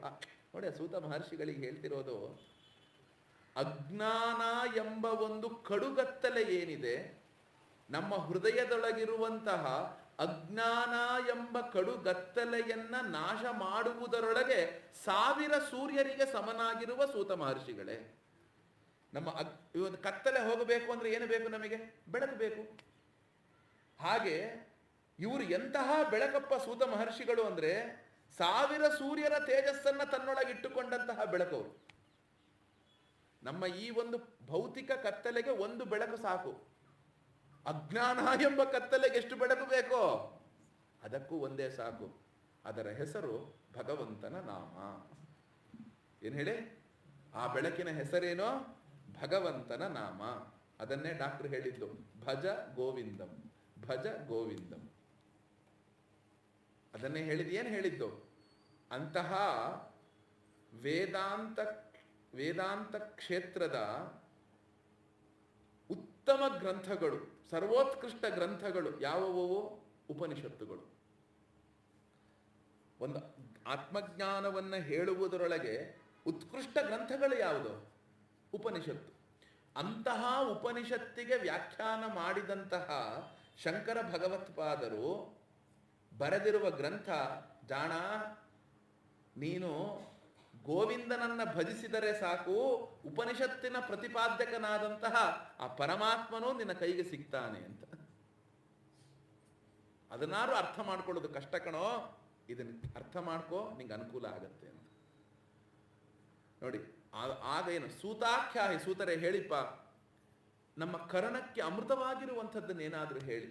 ಯಾಕೆ ಅಂದ್ರೆ ಇಹ ಘೋರೆ ಕಲೋ ಪ್ರಾಯ ಜೀವಶ್ಚ ಅಸುರತಾಂ ಗತಃ ಕ್ಲೇಶಾಕ್ರಾಂತಸ್ಯ ತಸ್ಯೈವ ಶೋಧನೆ ಕಿಂಪರಾಯಣಂ. ಇಹ ಘೋರೆ ಕಲೌ ಪ್ರಾಯ. ನೋಡಿ ಎಷ್ಟು ಚೆನ್ನಾಗಿದೆ. ಈ ಕಲಿಯುಗದೊಳಗೆ ಸಾಮಾನ್ಯವಾಗಿ ಏನಾಗ್ಬಿಟ್ಟಿದೆಯಪ್ಪ ಅಂದ್ರೆ ಎಲ್ಲಾ ಜೀವರುಗಳು ಕೂಡ ಒಂದು ಏನಾಗಿದ್ದಾರೆ, ಒಂದು ರಾಕ್ಷಸತ್ವವನ್ನು ಪಡೆದಿದ್ದಾರೆ ಅಂತ. ಒಂದು ಮಟ್ಟಿಗೆ ಆ ರಾಕ್ಷಸತ್ವ ಪಡೆದಿದ್ದಾರೆ. ಏನರ್ಥ? ಇದರ ಅರ್ಥ ಏನು ಅಂದ್ರೆ, ಎಲ್ಲಿ ಈ ನಾನು ನನ್ನದು ಎಂಬ ಭಾವ ಹೆಚ್ಚಾಗುತ್ತೋ ಅದೇ ತಾಮಸಿ ಪ್ರವೃತ್ತಿ. ತಾಮಸಿ ಪ್ರವೃತ್ತಿ ಅಂದ್ರೇನು? ಆ ನಾನು ಮತ್ತು ನನ್ನದು ಎಂಬ ಒಂದು ಭಾವವು ಹೆಚ್ಚಾಗೋದು. ಅದಕ್ಕೆ ಹೇಳ್ತಾರೆ ನೋಡಿ, ಸತ್ಯಾದಿ ತ್ರಿಯುಗೆ, ಸತ್ಯಲೋಕ ಅಂತ ಒಂದು ಯುಗ, ಸತ್ಯಯುಗ ಅಂತ ಒಂದು ಯುಗ ಇತ್ತಪ್ಪ. ಆ ಯುಗದೊಳಗೆ ಏನಾಗಿತ್ತಪ್ಪ ಅಂದ್ರೆ ಈ ದೇವತೆಗಳು ಮತ್ತು ರಾಕ್ಷಸರು ಬೇರೆ ಬೇರೆ ಲೋಕದಲ್ಲೇ ಇದ್ದು ಬಿಟ್ಟಿದ್ರಂತೆ. ಆಗ ಯಾರ್ಯಾರಿದ್ದವರು? ಮಾಂಧಾತ, ಸೌಭರಿ, ಅದೇ ರೀತಿಯಾಗಿ ಹರಿಶ್ಚಂದ್ರ ಮುಂತ. ಆಗ ರಾಕ್ಷಸರಿಗೂ ದೇವತೆಗಳಿಗೂ ಯುದ್ಧವೇ ಆಗಲಿಲ್ಲ. ಅವ್ರ ಪಾಡಿಗೆ ಅವರಿದ್ರು, ಇವ್ರ ಪಾಡಿಗೆ ಇವರಿದ್ದು ಹೊರಟೋದು. ನಂತರ ಏನಾಯ್ತು? ಇನ್ನೊಂದು ಯುಗ ಬಂತು, ರಾಮನ ಯುಗ. ಅದಕ್ಕೆ ತ್ರೇತಾಯುಗ ಅಂತ ಹೇಳಿದ್ರು. ಆ ತ್ರೇತಾಯುಗದಲ್ಲಿ ಏನಾಯ್ತು? ರಾಕ್ಷಸರು ಮತ್ತು ದೇವತೆಗಳು ಒಂದೇ ಲೋಕದಲ್ಲಿ ಹುಟ್ಟಿದ್ರಂತೆ. ಆದ್ರೆ ಮಧ್ಯದಲ್ಲಿ ಒಂದು ದೊಡ್ಡ ಸಮುದ್ರ ಇತ್ತು. ಯಾವುದೋ ಒಂದು ಸಂದರ್ಭದಲ್ಲಿ ಘರ್ಷಣೆ ಆಯ್ತು. ನಂತರ ಅವ್ರ ಪಾಡಿಗೆ ಅವರಿದ್ರು, ನಮ್ಮ ಪಾಡಿಗೆ ನಾವಿದ್ದು, ದೇವತೆಗಳ ಪಾಡಿಗೆ ದೇವತೆಗಳಿದ್ದು. ಆ ಯುಗ ಕಳೆದೋಯ್ತಂತೆ. ನಂತರ ಕೃಷ್ಣನ ಯುಗ ಬಂತಂತೆ. ದ್ವಾಪರ ಯುಗ. ರಾಕ್ಷಸರು ಮತ್ತು ದೇವತೆಗಳು ಒಂದೇ ಮನೆಯಲ್ಲಿ ಹುಟ್ಟಿದ್ರಂತೆ. ಏನ್ ಹೇಳಿ? ಅದು ಅಣ್ಣ ತಮ್ಮಂದಿರಾಗಿ ಹುಟ್ಟಿದ್ರಂತೆ, ಒಂದೇ ಮನೆಯಲ್ಲಿ ಹುಟ್ಟಿದ್ರು. ಆಗ ನಿತ್ಯ ಘರ್ಷಣೆ ಆಗ್ತಿತ್ತು. ಆದರೂ ಭಗವಂತನು ಧರ್ಮ ಸಂಸ್ಥಾಪನೆಗೋಸ್ಕರ ಅವತರಿಸಿ ಮತ್ತೆ ದೇವತೆಗಳಿಗೆ ವಿಜಯವನ್ನು ತಂದುಕೊಟ್ಟಂತೆ. ಈ ಕಲಿಯುಗದ ಮಹತ್ವ ಏನು ಅಂತ ಹೇಳೋಣ. ಒಬ್ಬ ಮನುಷ್ಯನಲ್ಲಿಯೇ ಇಬ್ಬರು ಇದರಂತೆ, ರಾಕ್ಷಸರು ಮತ್ತು ದೇವತೆಗಳು. 4:15 ಆಯ್ತು, ನಡಿಯಪ್ಪ 4 ಗಂಟೆ ಆಯ್ತು, ಉಪನ್ಯಾಸಕ್ಕೆ ಹೊರಡೋಣ ಅಂತ ಒಂದು ಮನಸ್ಸು ಹೇಳಿದ್ರೆ ಇನ್ನೊಂದು ಮನಸ್ಸು ತಕ್ಷಣ ಹೇಳುತ್ತಂತೆ, ಅಯ್ಯೋ ಇರ್ಲಿ ಬಿಡೋ, ಇನ್ನೊಂದು ಅರ್ಧ ಗಂಟೆ ಬಿಟ್ಟು ಹೋದ್ರೆ ಅವನೇನು ಬೇಜಾರು ಮಾಡ್ಕೋತಾರೆ. ಒಂದು ಮನಸ್ಸು ಸಾತ್ವಿಕ ಪ್ರವೃತ್ತಿಯನ್ನ ಇದೇಳೋ, ಸಂಜೆ ಆಯ್ತು ಕಣೋ ವಿಷ್ಣು ಸಹಸ್ರನಾಮ ಹೇಳು ಅಂತ ಒಂದು ಮನಸ್ಸು ಹೇಳಿದ್ರೆ ಇನ್ನೊಂದು ಮನಸ್ಸು ಹೇಳುತ್ತೆ, ಕೂತ್ಕೊಳ್ಳ ಅಂತ ಮತ್ತೆ ಮೊಬೈಲ್ನ ಮೇಲೆ ತೀಡದೆ, ಮತ್ತೆ ಮೊಬೈಲ್ನ ಮೇಲೆ ತೀಡದೆ. ಹಿಂದೆಲ್ಲ ಈ ಜಾತಕವನ್ನು ಹೇಳಬೇಕಾದ್ರೆ ಕೈ ನೋಡಿ ಹೇಳ್ತಿದ್ರು ಅನ್ಸುತ್ತೆ. ಇನ್ನು ಮುಂದೆ ಇನ್ನೊಂದು 5 ವರ್ಷ 10 ವರ್ಷ ಆದ್ಮೇಲೆ ಯಾರು ನಮ್ಮ ಕೈ ನೋಡೋದೇ ಇಲ್ಲ. ನಿಮ್ಮ ಮೊಬೈಲ್ ತಗೊಂಬರ್ರಪ್ಪ ಹೇಳ್ತೀನಿ ಅನ್ಬಿಡೋದು. ನಮ್ಮ ಕೈಲಿರೋ ರೇಖೆ ಎಲ್ಲ ಮೊಬೈಲಿಗೆ ಹತ್ಬಿಟ್ಟಿರುತ್ತೆ. ತೀಡಿ ತೀಡಿ ತೀಡಿ ತೀಡಿ ಏನ್ ಹೇಳಿ ಆ ತೀಡಿ. ಆಗ ಜ್ಯೋತಿಷ್ಕರ ಎದುರಿಗೆ ಹೋಗಿ ಮೊಬೈಲ್ ಇಟ್ರೆ ಆಯ್ತಷ್ಟೇ. ಅವ್ರು ಇದನ್ನ ನೋಡ್ಬಿಟ್ಟು, ಓ ಅಪ್ಪ ನಿಂದು ಈ ರೇಖೆ ಹಿಂಗಿದೆ ಕಣೋ, ಈ ರೇಖೆ ಹಿಂಗಿದೆ ಕಣೋ, ಈ ರೇಖೆ ಇಲ್ಲಿದೆ ಕಣೋ ಅಂತ ಏನ್ ಮಾಡ್ತಾರೆ ಹೇಳಿ. ಆ ಜ್ಯೋತಿಷ್ಕರೆಲ್ಲರೂ ಕೂಡ ಆ ಒಂದು ರೇಖೆಯನ್ನು ನೋಡಿ ಆ ರೀತಿಯಾಗಿ ಹೇಳುವಂತವರಾಗ್ತಾರೆ ನೋಡಿ.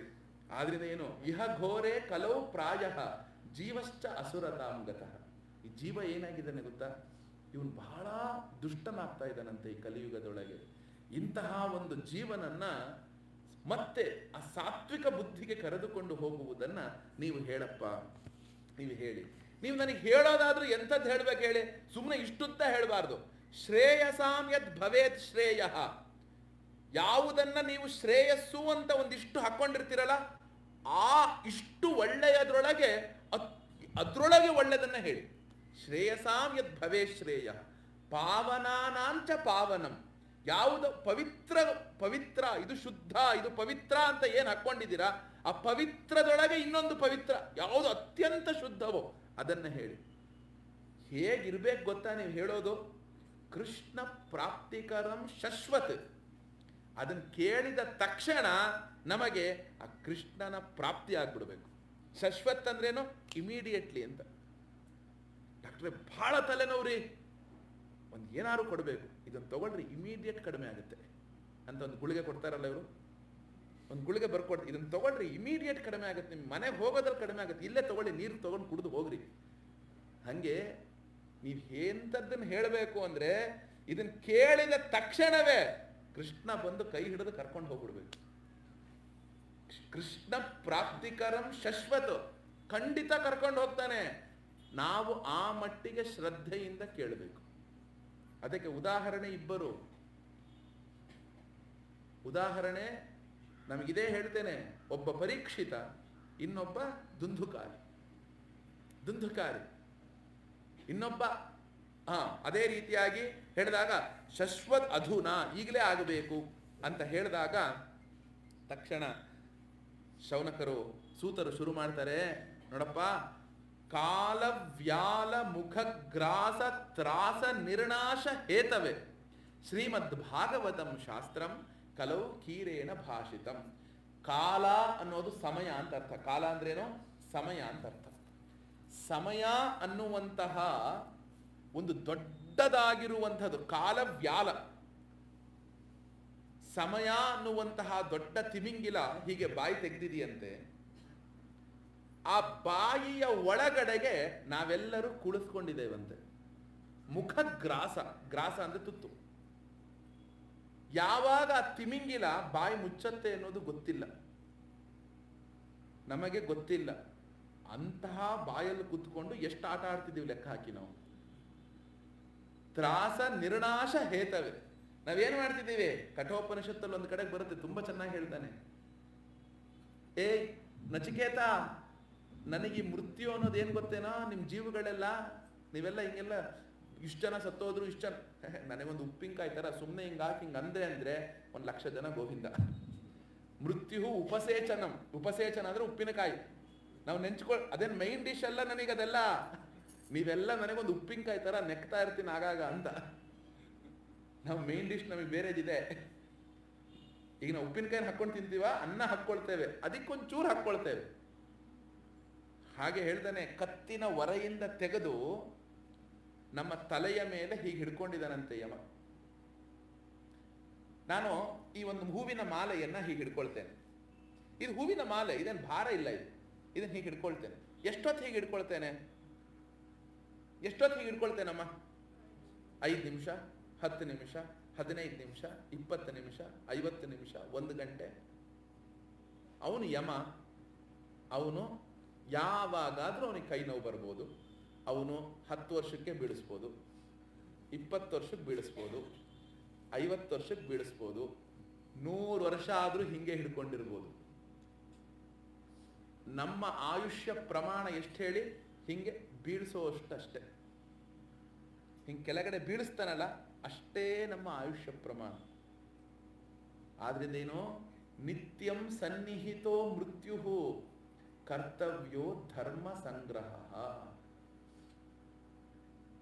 ನಿತ್ಯವೂ ಕೂಡ, ಈಗ ನೋಡಿ, ನಾನು ಹುಟ್ಟಿದ್ದೇನೆ, ನಾನು ಗರ್ಭದೊಳಗೆ ಇರಬೇಕಾದ್ರೇನೆ, ನಾನು ಹುಟ್ಟಿದ ದಿನವೇ ನಾನು ಯಾವತ್ತು ಹೊರಡ್ತೇನೆ ಅನ್ನೋ ತೀರ್ಮಾನ ಮಾಡಿಕೊಂಡೇ ಹುಟ್ಟೋದಂತೆ. ಅರ್ಥ ಆಯ್ತಲ್ಲ? ಈಗ ನಾನು ಹುಟ್ಟಿದ್ದೇನೆ, ನನ್ನ ಮೃತ್ಯು ಇಲ್ಲಿದೆ ಅಂದ್ರೆ ನಾನು ಇದರ ಸಮೀಪ ಬರ್ತಾ ಹೋಗ್ತೇನಷ್ಟೇ, ಇದೇನು ಹಿಂದಿಂದೆ ಹೋಗೋದಿಲ್ಲ. ಅದಕ್ಕೆ ಹೇಳ್ತೀವಲ್ಲ, ನನಗೆ 50 ವರ್ಷ ಆಯ್ತು ಅಂದ್ರೆ ಅರ್ಥ ಏನು? 50 ವರ್ಷ ಹೋಗೋದಿಕ್ಕೆ ನೀ ಸಿದ್ಧ ಆಗಿದೀಯಾ ಅಂತ. ನನಗೆ 70 ವರ್ಷ ಆಯ್ತು, ನನಗೆ 80 ವರ್ಷ ಆಯ್ತು. ನಿತ್ಯಂ ಸನ್ನಿಹಿತೋ ಮೃತ್ಯು. ನಮ್ಮ ಹೃದಯ ಎಷ್ಟು ಹೊಡ್ಕೊಳ್ಬೇಕಪ್ಪ ಅಂದ್ರೆ, ಅಪ್ಪ ಇವತ್ತು ಒಂದು ದಿನ ನನಗೆ ಕೊಟ್ಟಿದೀಯಾ, ಇವತ್ತು ನಾನು ನಿನ್ನನ್ನ ತಿಳ್ಕೊಳ್ಳಕ್ಕೆ ಪ್ರಯತ್ನ ಪಡ್ತೇನೆ. ಯಾಕೆ? ಯಾವತ್ತು ಏನಾಗುತ್ತೆ ಅಂತ ನನಗೆ ಗೊತ್ತಿಲ್ಲ, ಏನಾಗುತ್ತೆ ಅಂತ ಗೊತ್ತಿಲ್ಲ. ಕರ್ತವ್ಯೋ ಧರ್ಮ ಸಂಗ್ರಹ. ಆದ್ರಿಂದ ಏನೋ ಎಲ್ಲಾ ದುಃಖವನ್ನ ಕಳೆಯೋದು ಯಾವುದು? ಶ್ರೀಮದ್ ಭಾಗವತಂ ಶಾಸ್ತ್ರಂ ಕಲೌ ಕೀರೇಣ ಭಾಷಿತಂ. ಈ ಭಾಗವತ ಶಾಸ್ತ್ರ ಅನ್ನೋದು ಏನಿದೆ, ಇದನ್ನ ಶುಕ ಮಹರ್ಷಿಗಳು ಹೇಳಿದ್ರು. ಅದು ಒಂದೇ ನಮಗೆ ಈ ಕಲಿಯುಗದೊಳಗೆ ಎಲ್ಲ ದುಃಖಗಳನ್ನು ಕೂಡ ಕಳೆಯೋದಿಕ್ಕೆ ಇರುವಂತಹ ಒಂದು ಸಾಧನೆ. ಆಗ ಏತಸ್ಮಾದ್ ಅಪರಂಕಿಂಚಿತ್ ಮನಃಶುದ್ಧೈ ನ ವಿದ್ಯತೆ. ಇದಕ್ಕಿಂತಲೂ ದೊಡ್ಡದ್ದು ಮನಸ್ಸು ಶುದ್ಧ ಮಾಡುವಂತಹ ಗ್ರಂಥವನ್ನ ನಾನು ನೋಡಿಲ್ಲಪ್ಪ. ಆದ್ರಿಂದ ಏನು? ಜನ್ಮಾಂತರೇ ಭವೇತ್ ಪುಣ್ಯಂ ತದಾ ಭಾಗವತಂ ಲಭೇತ್. ನೆನ್ಪಿಟ್ಕೊಳ್ಳಿ ಇದನ್ನ. ಹಿಂದಿನ ಜನ್ಮದೊಳಗೆ ನಾವೇನಾದರೂ ಅನಂತ ಪುಣ್ಯವನ್ನ ಮಾಡಿದ್ರೆ ಮಾತ್ರವೇ ಈ ಜನ್ಮದಲ್ಲಿ ನಮಗೆ ಭಾಗವತ ಶ್ಲೋಕ ಕೇಳುವ ಒಂದು ಅವಕಾಶ ಸಿಗುತ್ತಂತೆ. ನೀವೆಲ್ಲರೂ ದೊಡ್ಡ ಪುಣ್ಯಾತ್ಮರು. ಯಾಕೆ? ಆ ಪುಣ್ಯ ಮಾಡಿದ್ದಕ್ಕಾಗಿ ನಿಮಗೆ ಕೃಷ್ಣ ಕೈ ಹಿಡಿದುಕೊಂಡು ಬಂದು ಇಲ್ಲಿ ಕೂಡಿಸಿದಾನೆ. ಇಲ್ಲ ಅಂದ್ರೆ 1000 ವಿಘ್ನಗಳಿದೆ ನಮ್ಮನ್ನ ಬರಬೇಡ. ನಾವು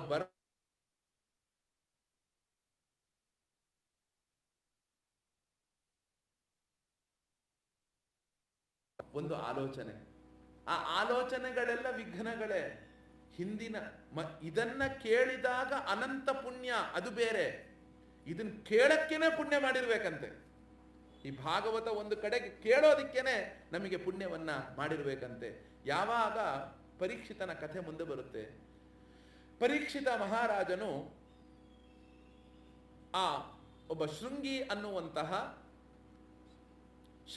ಶೃಂಗಿ ಅನ್ನುವಂತಹವನು ಶಮೀಕ ಮಹರ್ಷಿಗಳ ಪುತ್ರ. ಶಮೀಕ ಮಹರ್ಷಿಗಳ ಆಶ್ರಮಕ್ಕೆ ಹೋಗ್ತಾನೆ. ಶಮೀಕ ಮಹರ್ಷಿಗಳ ಆಶ್ರಮಕ್ಕೆ ಹೋದಾಗ ಅಲ್ಲಿ ಶಮೀಕ ಮಹರ್ಷಿಗಳು ತಪಸ್ಸನ್ನ ಮಾಡ್ತಿರ್ತಾರೆ. ಆ ಒಂದು ತಪಸ್ಸನ್ನ ಮಾಡಿದಾಗ ಏನಾಗುತ್ತೆ ಅಂದ್ರೆ, ಅವನು ತುಂಬಾ ಬಾಯಾರಿಸಿ ಹೋಗ್ತಾನೆ, ಬೇಟೆಗೋಸ್ಕರ ಹೋಗಿರ್ತಾನೆ. ದೂರದಲ್ಲಿ ಆಶ್ರಮ ನೋಡ್ತಾನೆ. ಆ ಹಸಿವು ಬಾಯಾರಿಕೆಯಿಂದ ಕಂಗೆಟ್ಟಂತಹ ಪರೀಕ್ಷಿತ ಮನಸ್ಸಲ್ಲೊಂದು ಕೆಲವೊಂದು ಕಲ್ಪನೆಯನ್ನು ಇಟ್ಟುಕೊಂಡು ಹೋಗ್ತಾನೆ. ನಾನು ಹೋದ್ರೆ ನನಗೆ ಹೀಗಾಗತ್ತಪ್ಪ, ಹಾಗಾಗತ್ತಪ್ಪ, ಇನ್ನೊಂದು ಮಾಡ್ತಾರಪ್ಪ, ಮತ್ತೊಂದು ಮಾಡ್ತಾರಪ್ಪ ಅನ್ನುವಂಥದ್ದು ಮಾಡಿಕೊಂಡು ಹೋಗ್ತಾನೆ. ಹಾಗೆ ಮಾಡಿಕೊಂಡು ಹೋದಾಗ ಏನಾಗುತ್ತೆ ಅಂದ್ರೆ, ಅಲ್ಲಿ ಹೋಗ್ತಾನೆ, ಕಣ್ಮುಚ್ಕೊಂಡು ಕುಳಿತಿರ್ತಾನೆ. ನಾನೊಬ್ಬ ಮಹಾರಾಜ, ನಾನು ಬಂದ್ರೆ ನಂಗೊಂದು ಸಣ್ಣ ಒಳಗ್ ಬನ್ನಿ ಅನ್ನೋರು ಯಾರು ಇಲ್ವಲ್ಲ, ಇಲ್ಲಿ ಒಳಗ್ ಬನ್ನಿ ಅಂತ ಹೇಳೋರು ಯಾರು ಇಲ್ವಲ್ಲ ಅಂತ ಅಂದುಕೊಂಡು ಏನಾಗುತ್ತೆ ಅಂದ್ರೆ, ತಕ್ಷಣವೇ ಅವನಿಗೆ ಬುದ್ಧಿ, ಎಂತಹ ಪರೀಕ್ಷಿತ ಅವನು ಕಲಿಯನ್ನ ನಿಗ್ರಹ ಮಾಡಿದಂತಹ ಪರೀಕ್ಷಿತ, ಕೃಷ್ಣನಿಂದ ರಕ್ಷಿಸಿಕೊಂಡಂತಹ ಪರೀಕ್ಷಿತ. ಅಂತಹ ಪರೀಕ್ಷಿತ ಏನ್ ಮಾಡ್ತಾನೆ, ಒಂದು ಬಾಣದ ತುದಿಯಿಂದ ಹಾವನ್ನ ಹಾಕಿಬಿಡ್ತಾನೆ ಶಮೀಕ ಮಹರ್ಷಿಗಳ ಕೊರಳಿಗೆ. ಆ ಹಾವನ್ನ ಹಾಕಿದ ತಕ್ಷಣವೇ ಅವನು, ಯಾವಾಗ ಶಮೀಕರು ಕಣ್ಣನ್ನ ಬಿಡ್ಲೇ ಇಲ್ಲ, ಭಯದಿಂದ ಓಡಿ ಹೋಗ್ಬಿಡ್ತಾನೆ ಪರೀಕ್ಷಿತ. ಅದನ್ನು ನೋಡಿ ಶೃಂಗಿ ಎನ್ನುವ ಮಗ ಅವನು ಬರ್ತಾನೆ. ಅವನು ಬಂದು ನೋಡ್ತಾನೆ, ಅಬ್ಬಬ್ಬ, ಯಾರು ನಮ್ಮ ರಕ್ಷಣೆಗೋಸ್ಕರ ನಾವು ಅವನನ್ನ ಇಟ್ಟುಕೊಂಡಿದ್ದೇವೋ ಅವನೇ ನಮ್ಮ ಮೇಲೆ ಇಂತಹ ಒಂದು ನಮ್ಮನ್ನ ವಿಘ್ನ ಮಾಡುವಂತಹ, ನಮಗೆ ತೊಂದರೆ ಕೊಡುವ ಕೆಲಸ ಮಾಡ್ತಾನಲ್ಲ, ಅವನೆಂಥ ರಾಜ ಇರಬೇಕು ಅಂತ ಶಾಪ ಕೊಟ್ಟು ಬಿಡ್ತಾನೆ. ಇನ್ನು 7 ದಿನದಲ್ಲಿ ನಿನಗೆ ತಕ್ಷಕನು ಬಂದು ಕಚ್ಚಲಪ್ಪ ಅಂತ. ಇನ್ನು 7 ದಿನ ಇದೆ ಅವನ ಹತ್ರ. ಆ 7 ದಿನಗಳು ಇದ್ದಾಗ ಏನು ಮಾಡಬೇಕು ಅನ್ಕೊಂಡಾಗ ಪಾಯೋಪ್ರವೇಶವನ್ನ ಮಾಡಿ ಗಂಗಾ ನದಿ ದಡದಲ್ಲಿ ಕುಳಿತುಕೊಂಡಾಗ ಅನೇಕ ಜನ ಋಷಿಮುನಿಗಳು ಬರ್ತಾರೆ. ಅನೇಕ ಜನ ಋಷಿಮುನಿಗಳು ಬಂದು ಆ ಪರೀಕ್ಷಿತನ ಸಮೀಪಕ್ಕೆ ಬರ್ತಾರೆ. ಯಾರು ಇಡೀ ಪ್ರಪಂಚವನ್ನ ಶುದ್ಧ ಮಾಡೋದಿಕ್ಕೆ ಅರ್ಹರಾದಂತಹ ಮುನಿಗಳು. ಅತ್ರಿಹಿ, ವಸಿಷ್ಠ, ಶವನಃ, ಶರದ್ವಾನ್, ಅರಿಷ್ಟನೇಮಿಹಿ, ಭೃಗುಹು, ಅಂಗಿರಾಶ್ಚ, ಅನೇಕ ಜನ, ಅತ್ರಿ ಎಲ್ಲರೂ ಕೂಡ, ಗೌತಮಃ, ಕಶ್ಯಪಃ, ವ್ಯಾಸರು, ನಾರದರು, ಅತ್ರಿ, ವಸಿಷ್ಠರು, ಎಲ್ಲ ಋಷಿಗಳು ಬರ್ತಾರೆ. ಎಲ್ಲರೂ ಬಂದು ಅವರಿಗೆ ಸೇವೆಯನ್ನು ಮಾಡ್ತಾನೆ. ಕೈ ಮುಗಿದುಕೊಂಡು ಕೇಳ್ಕೊಳ್ತಾನೆ. ಏನಂತ ಕೇಳ್ತಾನೆ, ಒಬ್ಬ ಮನುಷ್ಯನು ಹುಟ್ಟಿದ ಮೇಲೆ ಅವನು ಮಾಡಲೇಬೇಕಾದಂತಹ ಕರ್ತವ್ಯ ಏನು ಅಂತ ಕೇಳ್ಕೊಳ್ತಾನೆ. ಅವರೆಲ್ಲರೂ ಉತ್ತರ ಕೊಡಕ್ಕೆ ಶುರು ಮಾಡಬೇಕಾ ಅಂತ ಅನ್ನುವಷ್ಟೊತ್ತಿಗೆ ಅಲ್ಲಿ ವ್ಯಾಸಪುತ್ರರು ಬರ್ತಾರೆ. ಅವಧೂತ ವೇಷ. ಅವರು ಬಂದು ಅವರಿಗೂ ಇದೇ ಪ್ರಶ್ನೆಯನ್ನ ಕೇಳಿದಾಗ ಆಗ ಈ ಒಂದು ಭಾಗವತ ಶಾಸ್ತ್ರವನ್ನ ಶುಕ ಮಹರ್ಷಿಗಳು ಪರೀಕ್ಷಿತ ಮಹಾರಾಜನಿಗೆ ಹೇಳೋದಿಕ್ಕೆ ಆರಂಭ ಮಾಡ್ತಾರೆ. ನೋಡಿ, ಯಾವಾಗ ಆರಂಭ ಮಾಡ್ತಾರೋ ಆಗ ದೇವತೆಗಳು ಬರ್ತಾರಂತೆ ಶುಕ ಮಹರ್ಷಿಗಳ ಹತ್ರ. ದೇವತೆಗಳು ಬಂದು ಹೇಳ್ತಾರೆ ಏನಂತ ಅಂದ್ರೆ, ಅಪ್ಪ, ನೀನು ಪರೀಕ್ಷಿತನಿಗೆ ಆ ತಕ್ಷಕ ಬಂದು ಕಚ್ತಾನೆ ಅನ್ನುವ ಉದ್ದೇಶದಿಂದ ತಾನೇ ನೀವು ಈ ಒಂದು ಇದನ್ನು ಮಾಡ್ತಿರೋದು. ಏನು ಮಾಡ್ತಿರೋದು? ಆ ಒಂದು ಭಾಗವತವನ್ನ ಹೇಳ್ತೀನಿ ಅಂತ ಹೇಳಿರೋದು. ಆಗ್ಲಪ್ಪ, ಅವನಿಗೆ ಮೃತ್ಯು ಅನ್ನುವಂಥದ್ದು ಬರೋದಿಲ್ಲ. ಏನ್ ಮಾಡೋಣ ಅಂದ್ರೆ, ನಾವುಗಳು ಆ ಮೃತ್ಯು ಬರದೇ ಇರೋದಕ್ಕೆ ಕಾರಣ ಏನು? ಅವನು ಸಾವು ಬರಬಾರ್ತಾನೆ. ನಮ್ಮ ಕೈಯಲ್ಲಿ ಒಂದು ಅಮೃತದ ಪಾತ್ರೆ ಇದೆ, ಅದನ್ನು ಅವನಿಗೆ ಕೊಟ್ಟು ಬಿಡ್ತೇವೆ. ನಮ್ಮ ಕೈಯಲ್ಲಿರುವ ಅಮೃತದ ಪಾತ್ರೆಯನ್ನ ನಾವು ಪರೀಕ್ಷಿತನಿಗೆ ಕೊಟ್ಟು ಬಿಡ್ತೇವೆ. ನೀವೇನ್ ಮಾಡಿ, ಈ ಭಾಗವತಾಮೃತವನ್ನ ನಮಗೆ ಕೊಡಿ ಅಂತ ಕೇಳ್ತಾರೆ. ಈ ಭಾಗವತದ ಅಮೃತವನ್ನ ನಮಗೆ ಕೊಡಿ, ನಾವು ಈ ಭಾಗವತವನ್ನ ಇದನ್ನ ನಾವು ಅವನಿಗೆ ಕೊಡ್ತೇವೆ ಅಂತ ಹೇಳಿದಾಗ ಶುಕರು ಹೇಳ್ತಾರೆ ಒಂದು ಮಾತು, ಕ್ವ ಸುಧಾ ಕ್ವ ಕಥಾಲೋಕೆ ಕ್ವ ಕಾಚಃ ಕ್ವ ಮಣಿರ್ಮಹಾನ್. ಏ ದೇವತೆಗಳಿರ, ಎಲ್ಲಿಯ ಅಮೃತ, ಎಲ್ಲಿಯ ಭಾಗವತ? ಎಲ್ಲಾದರೂ ಒಂದು ಗಾಜಿನ ಮಣಿಗೂ ರತ್ನದ ಮಣಿಗೂ ಹೋಲಿಕೆ ಇರುತ್ತೇನೋ? ಭಾಗವತ ಅನ್ನೋದೊಂದು ರತ್ನದ ಮಣಿ, ನಿಮ್ಮ ಕೈಯಲ್ಲಿರುವ ಒಂದು ಅಮೃತ ಗಾಜಿನ ಮಣಿ. ನಿಮ್ಮ ಅಮೃತವನ್ನ ಕುಡಿದ್ರೆ ಸಾವನ್ನ ಮುಂದಕ್ಕೆ ಹಾಕ್ಬೋದು, ಸಾವನ್ನ ಗೆಲ್ಲೋಕ್ಕಾಗೋದಿಲ್ಲ. ಭಾಗವತವನ್ನ ಕುಡಿದ್ರೆ ಇಲ್ಲೇ ಈಗಲೇ ನಾವು ಮೃತ್ಯುಂಜಯರಾಗೋಗ್ತೀವಿ. ಏನಾಗ್ತೀವಿ? ಆ ಮೃತ್ಯುವನ್ನೇ ಗೆದ್ದಂಥವರಾಗಿ ಹೋಗ್ತೇವೆ. ಮೃತ್ಯುವನ್ನೇ ಗೆದ್ದಂಥವರಾಗಿ ಹೋಗ್ತೇವೆ. ಆದ್ರಿಂದ ಏನು, ನಾನು ಹೇಳ್ತೇನೆ ಕೇಳಪ್ಪ, ಬ್ರಹ್ಮರಾತೋ ವಿಚಾರ್ಯೈವಂ ತದೋ ದೇವಾಂಹ ಜಾಸಃ. ಆದ್ರಿಂದ ಈ ಭಾಗವತಿ ವಾರ್ತಾ ಅನ್ನೋದು ಏನಿದೆ, ಇದು ದೇವತೆಗಳಿಗೂ ಕೂಡ ಅತ್ಯಂತ ದುರ್ಲಭವಾದಂಥದ್ದಪ್ಪ, ದುರ್ಲಭವಾದಂಥದ್ದು. ಯಾರು 7 ದಿನಗಳ ಕಾಲ ಸಪ್ತಾಹೇನ ಶ್ರುತಂ ಚೈತತ್ ಸರ್ವಥಾ ಮುಕ್ತಿದಾಯಕಂ ಸನಕಾದ್ಯೈಹಿ ಪುರಾಪ್ರೋಕ್ತಂ ನಾರದಾಯ ದಯಾಪರೈಹಿ ಯದ್ಯಪಿ ಬ್ರಹ್ಮ ಸಂಬಂಧಾತ್ ಶ್ರುತಮೇತತ್ ಸುರರ್ಷಿಣ ಸಪ್ತಾಹ ಶ್ರವಣ ವಿಧಿ ಕುಮಾರೈಹಿ ತಸ್ಯ ಭಾಷಿತಃ. ಈ ಶ್ರೀಮದ್ ಭಾಗವತವನ್ನ ಸಪ್ತಾಹ ವಿಧಿಯಿಂದ ಯಾರು ಶ್ರವಣಿಸ್ತಾರೋ ಅವರಿಗೆ ನಿಜವಾಗಲೂ ಕೂಡ ಈ ಭಕ್ತಿ ಅನ್ನುವಂಥದ್ದು ಲಭಿಸುತ್ತಪ್ಪ. ಆದ್ರಿಂದ ಅವರಿಗೆ ಸರ್ವಥಾ ಮುಕ್ತಿದಾಯಕಂ.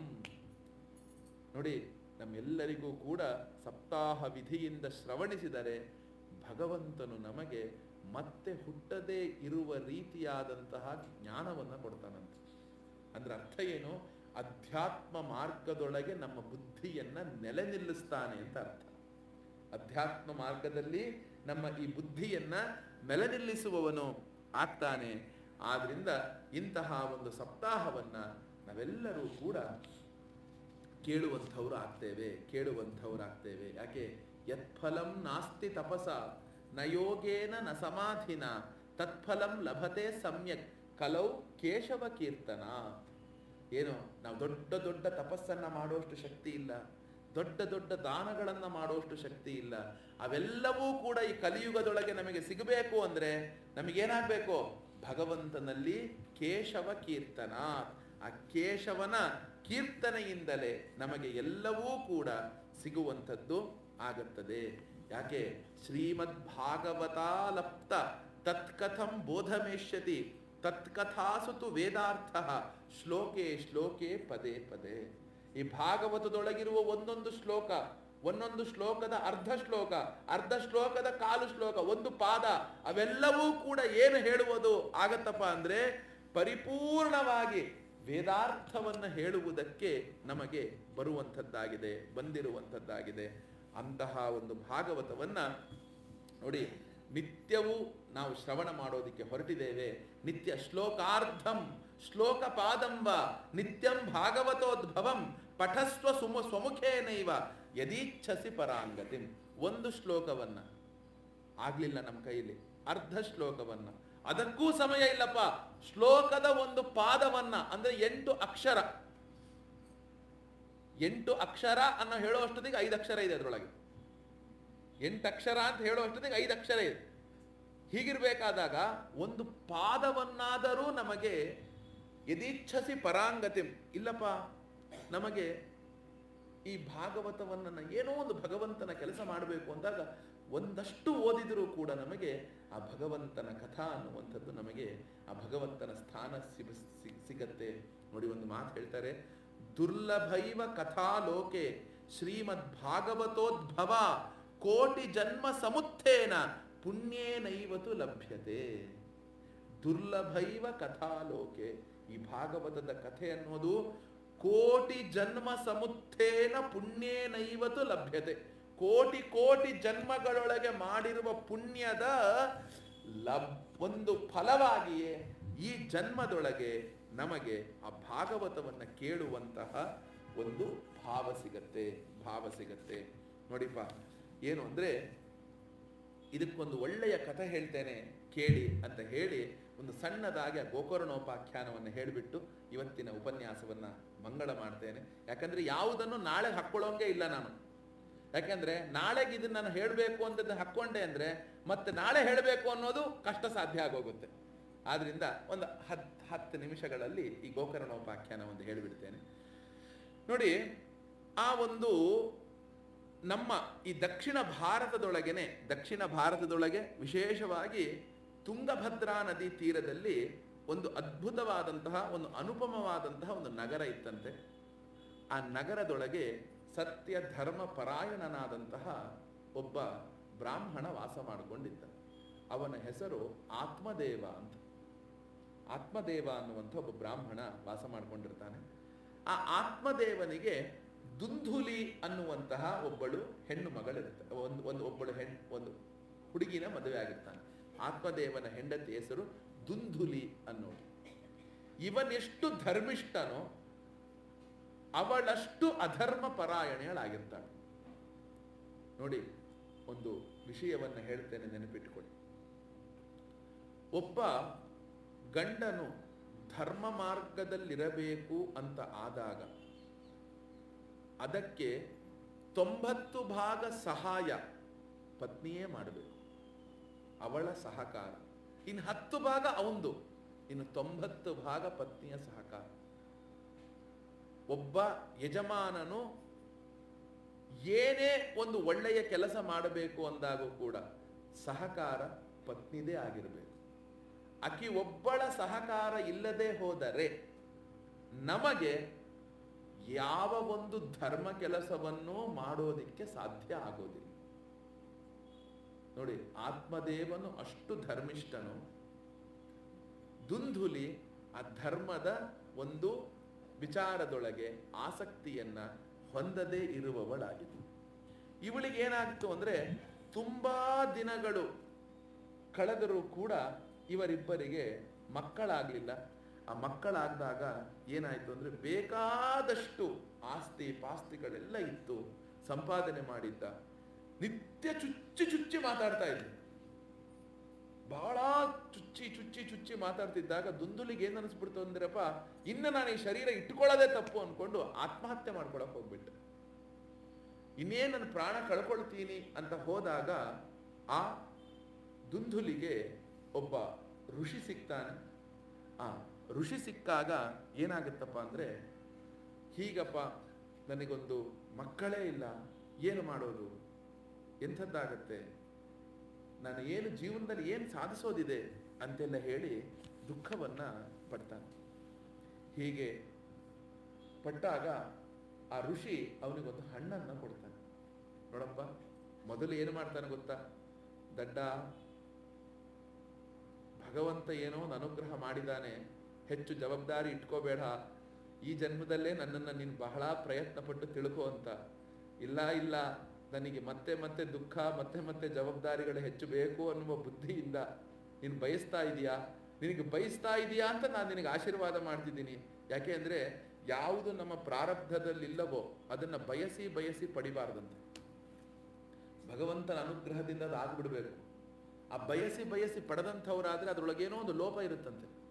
ಆ ಲೋಪವೇ ನಮಗೆ ದುಃಖಕ್ಕೆ ಕಾರಣ ಆಗುತ್ತಂತೆ. ಹೇಳಿದ್ ನೆನ್ಪಿಟ್ಕೊಳ್ಳಿ, ಅಯ್ಯೋ ನಂಗೆ ಗಂಡ್ಮಕ್ಳು ಬೇಕು, ಗಂಡ್ಮಕ್ಳು ಬೇಕು, ಆಯ್ತು ಅಷ್ಟೆಲ್ಲ ಬಯಸಿ ಗಂಡ್ಮಕ್ಳು ಪಡೆದೆ, ಮಗ ದುಷ್ಟ ಆಗೋಗ್ತಾನೆ. ನಿಮ್ಮ ಮೇಲೆ ಒಂದು ಜವಾಬ್ದಾರಿಯೇ ಇರೋದಿಲ್ಲ, ಏನೂ ಇರೋದಿಲ್ಲ, ಎಂಥ ಮಾಡೋದಿಲ್ಲ, ಏನ್ ಮಾಡ್ತೀರಾ? ನಾನು ನೂರಾರು ಜನ ನೋಡಿದ್ದೀನಿ, ಪುತ್ರನಿದ್ದರೂ ಕೂಡ ಹೆಣ್ಣು ಮಕ್ಕಳ ಮನೆಯಲ್ಲಿ ವಾಸ ಮಾಡುವಂತಹ ತಂದೆ ತಾಯಿಯಂದಿರನ್ನು ನೂರಾರು ಜನನ್ನ ನೋಡಿದ್ದೇನೆ. ತಂದೆ ತಾಯಿಯರ ಜವಾಬ್ದಾರಿ ಹೆಣ್ಣು ಮಕ್ಕಳು ಪಡೆದಿರುವುದನ್ನು ನೋಡಿದ್ದೇನೆ. ಯಾವುದೋ ಒಂದು ವಸ್ತುನ ಬಹಳ ಇಷ್ಟಪಟ್ಟು ಬಯಸಿ ಪಡೆದೆ ಅಂದ್ರೆ ನಿನ್ನ ಪ್ರಾರಬ್ಧದಲ್ಲಿ ಇಲ್ಲ, ಅದನ್ನು ನೀನು ಬಯಸಿ ಪಡಿಬಾರದು. ಪ್ರಾರಬ್ಧದಲ್ಲಿ ಇದ್ದಿದ್ರೆ ನಿಂಗೆ ಭಗವಂತ ಕೊಟ್ಟು ಬಿಡ್ತಿದ್ದ, ಭಗವಂತ ಕೊಟ್ಟು ಬಿಡ್ತಿದ್ದ. ಇಲ್ಲ, ಅದರೊಳಗೆ ಏನೋ ಒಂದು ಲೋಪ ಇರುತ್ತೆ. ಆ ಲೋಪವನ್ನ ನಾವು ಸುಧಾರಿಸ್ಕೊಂಡು ಹೋಗ್ಬೇಕಾಗುತ್ತೆ. ನೋಡಿ ಎಷ್ಟು ಚೆನ್ನಾಗಿದೆ ಅಂದ್ರೆ, ಒಂದು ತುಂಬಾ ಚೆನ್ನಾಗಿದೆ ಆ ಶ್ಲೋಕಗಳೆಲ್ಲವೂ ಕೂಡ ಪ್ರಾರಬ್ಧದ ಮಹಿಮೆ ಏನು, ಎಷ್ಟು ಕಷ್ಟ ಆಗುತ್ತೆ ಅನ್ನೋದೆಲ್ಲ ಹೇಳಿದ್ಮೇಲೆ ಆ ಒಂದು ಹಣ್ಣನ್ನ ತಂದು ದುಂದುಲಿಗೆ ಕೊಡ್ತಾನೆ. ದುಂದುಲಿಗೆ ಮೊದಲೇ ಶ್ರದ್ಧೆ ಇಲ್ಲ ಇದ್ರೊಳಗೆ. ಹಣ್ಣು ತಿಂದ್ರೆ ಮಕ್ಕಳಾಗ್ಬಿಡುತ್ತೆ, ಹಣ್ಣು ತಿಂದ್ರೆ ಮಕ್ಕಳಾಗ್ಬಿಡುತ್ತೆ ಅನ್ಕೊಂಡು ಏನ್ ಮಾಡ್ತಾಳೆ, ಆಯ್ತಾಯ್ತು ತಿಂತೀನಿ ಅಂತ ಹೇಳಿ ಹಿಂದ್ಗಡೆಗೆ ಕೊಟ್ಟಿಗೆಯಲ್ಲಿ ಹೋಗಿ ಹಣ್ಣನ್ನು ಎಸ್ದು ಬಿಡ್ತಾಳೆ. ಕೊಟ್ಟಿಗೆ ಒಳಗೆ ಹೋಗಿ ಹಣ್ಣನ್ನು ಎಸ್ದು ಬಿಡ್ತಾಳೆ. ಯಾವಾಗ ಆ ಕೊಟ್ಟಿಗೆಯೊಳಗೆ ಹಣ್ಣನ್ನು ಎಸೆದ್ಲೋ, ಆ ಕಟ್ಟಿಗೆ ಒಳಗೊಂದು ಹಸು ಇರುತ್ತೆ, ಆ ಹಸು ಹಣ್ಣನ್ನ ತಿನ್ನತ್ತೆ. ಋಷಿಯ ಒಂದು ಭಾವ ಏನಾಗುತ್ತೆ ಅಂದ್ರೆ, ಆ ಹಣ್ಣು ತಿಂದಂತಹ ಹಸುವು ಕೂಡ ಗರ್ಭವತಿ ಆಗುತ್ತೆ. ಅದಾದ ನಂತರ ಆತ್ಮದೇವ ಕೇಳ್ತಾನೆ, ಏನಮ್ಮ ದುಂದಿರಿ ಹಣ್ಣು ತಿಂದೆ ಅಂತ ಹೇಳ್ತಾನೆ. ತಿಂದೆ ಅಂತ ಹೇಳಿದಾಗ, ಅಯ್ಯೋ ನಾನು ಸುಳ್ಳು ಹೇಳ್ದಂಗೆ ಆಗ್ಬಿಡ್ತಲ್ಲ, ತಿಂದೆ ಅಂತ ಹೇಳಿ ಅಂತ ಅನ್ಕೊಂಡು ಏನ್ ಮಾಡ್ತಾನೆ, ಅಷ್ಟೊತ್ತಿಗೆ ಏನಾಗುತ್ತೆ ಅಂದ್ರೆ ಆ ದುಂದುಲಿಯ ತಂಗಿ ಕೂಡ ಗರ್ಭವತಿ ಆಗ್ತಾಳೆ. ದುಂದುಲಿಯ ತಂಗಿ ಕೂಡ ಗರ್ಭವತಿ ಆಗ್ತಾಳೆ. ಅದನ್ನು ತಿಳ್ಕೊಂಡಂತಹ ದುಂದುಲಿ ಏನ್ ಮಾಡ್ತಾಳೆ ಗೊತ್ತಾ, ನನಗೆ ತುಂಬಾ ಸುಸ್ತು, ಇಲ್ಲಿ ಯಾರು ನೋಡ್ಕೊಳಕ್ಕಿಲ್ಲ, ನಾನು ತಂಗಿ ಮನೆಯಲ್ಲೇ ಇರ್ತೀನಿ ಅಂತ ಹೊರಟು ಹೋಗ್ತಾಳೆ. ತಂಗಿ ಹತ್ರ ಹೋಗಿ ಒಂದು ಒಪ್ಪಂದ ಮಾಡ್ಕೊಳ್ತಾಳೆ, ನಿನಗೇನು ಹುಟ್ಟತ್ತೆ ಮಗು, ಅದು ನನ್ನ ಮಗು ಅಂತ ನನಗೆ ಕೊಟ್ಟು ಬಿಡು, ನಾನು ಮೋಸ ಮಾಡಿದ್ದೇನೆ ಹೀಗೆ ಹೆದರಿಕೆಯಿಂದ ಹೇಳ್ಬಿಟ್ಟು ತಂಗಿ ಒಪ್ಕೊಳ್ತಾಳೆ. ಒಂದು ಗಂಡು ಮಗು ಹುಟ್ಟತ್ತೆ, ನನಗೇ ಹುಟ್ಟಿತು ಅಂತ ಜಗತ್ತಿಗೆ ಹೇಳ್ತಾಳೆ. ತಂಗಿ ಅವರಿಬ್ರು ಕೂಡ ಒಳಗೆ ಇರ್ತಾಳೆ. ತಂಗಿಯ ಮಗುವನ್ನ ಇವಳು ತನ್ನ ಮಗು ಅಂತ ಇಟ್ಟುಕೊಂಡು ಬರ್ತಾಳೆ. ಆ ಮಗುವಿಗೆ ದುಂದುಕಾರಿ ಅಂತ ಹೆಸರನ್ನ ಇಡ್ತಾರೆ, ದುಂದುಕಾರಿ ಅಂತ. ಇತ್ತ ಆ ಮಗುವಿಗೆ ನಾಮಕರಣ ಎಲ್ಲವೂ ಮಾಡುತ್ತೆ. ಆದ ನಂತರ ಏನಾಗುತ್ತೆ ಅಂದ್ರೆ, ಕೊಟ್ಟಿಗೆಯಲ್ಲಿದ್ದಂತಹ ಹಸುವು ಒಂದು ಮಗುಗೆ ಜನ್ಮವನ್ನ ಕೊಡುತ್ತೆ. ಅದಕ್ಕೆ ಶರೀರ ಪೂರ್ತಿ ಮನುಷ್ಯರ ತರಹ ಇರುತ್ತೆ, ಕಿವಿ ಮಾತ್ರ ಹಸುವಿನ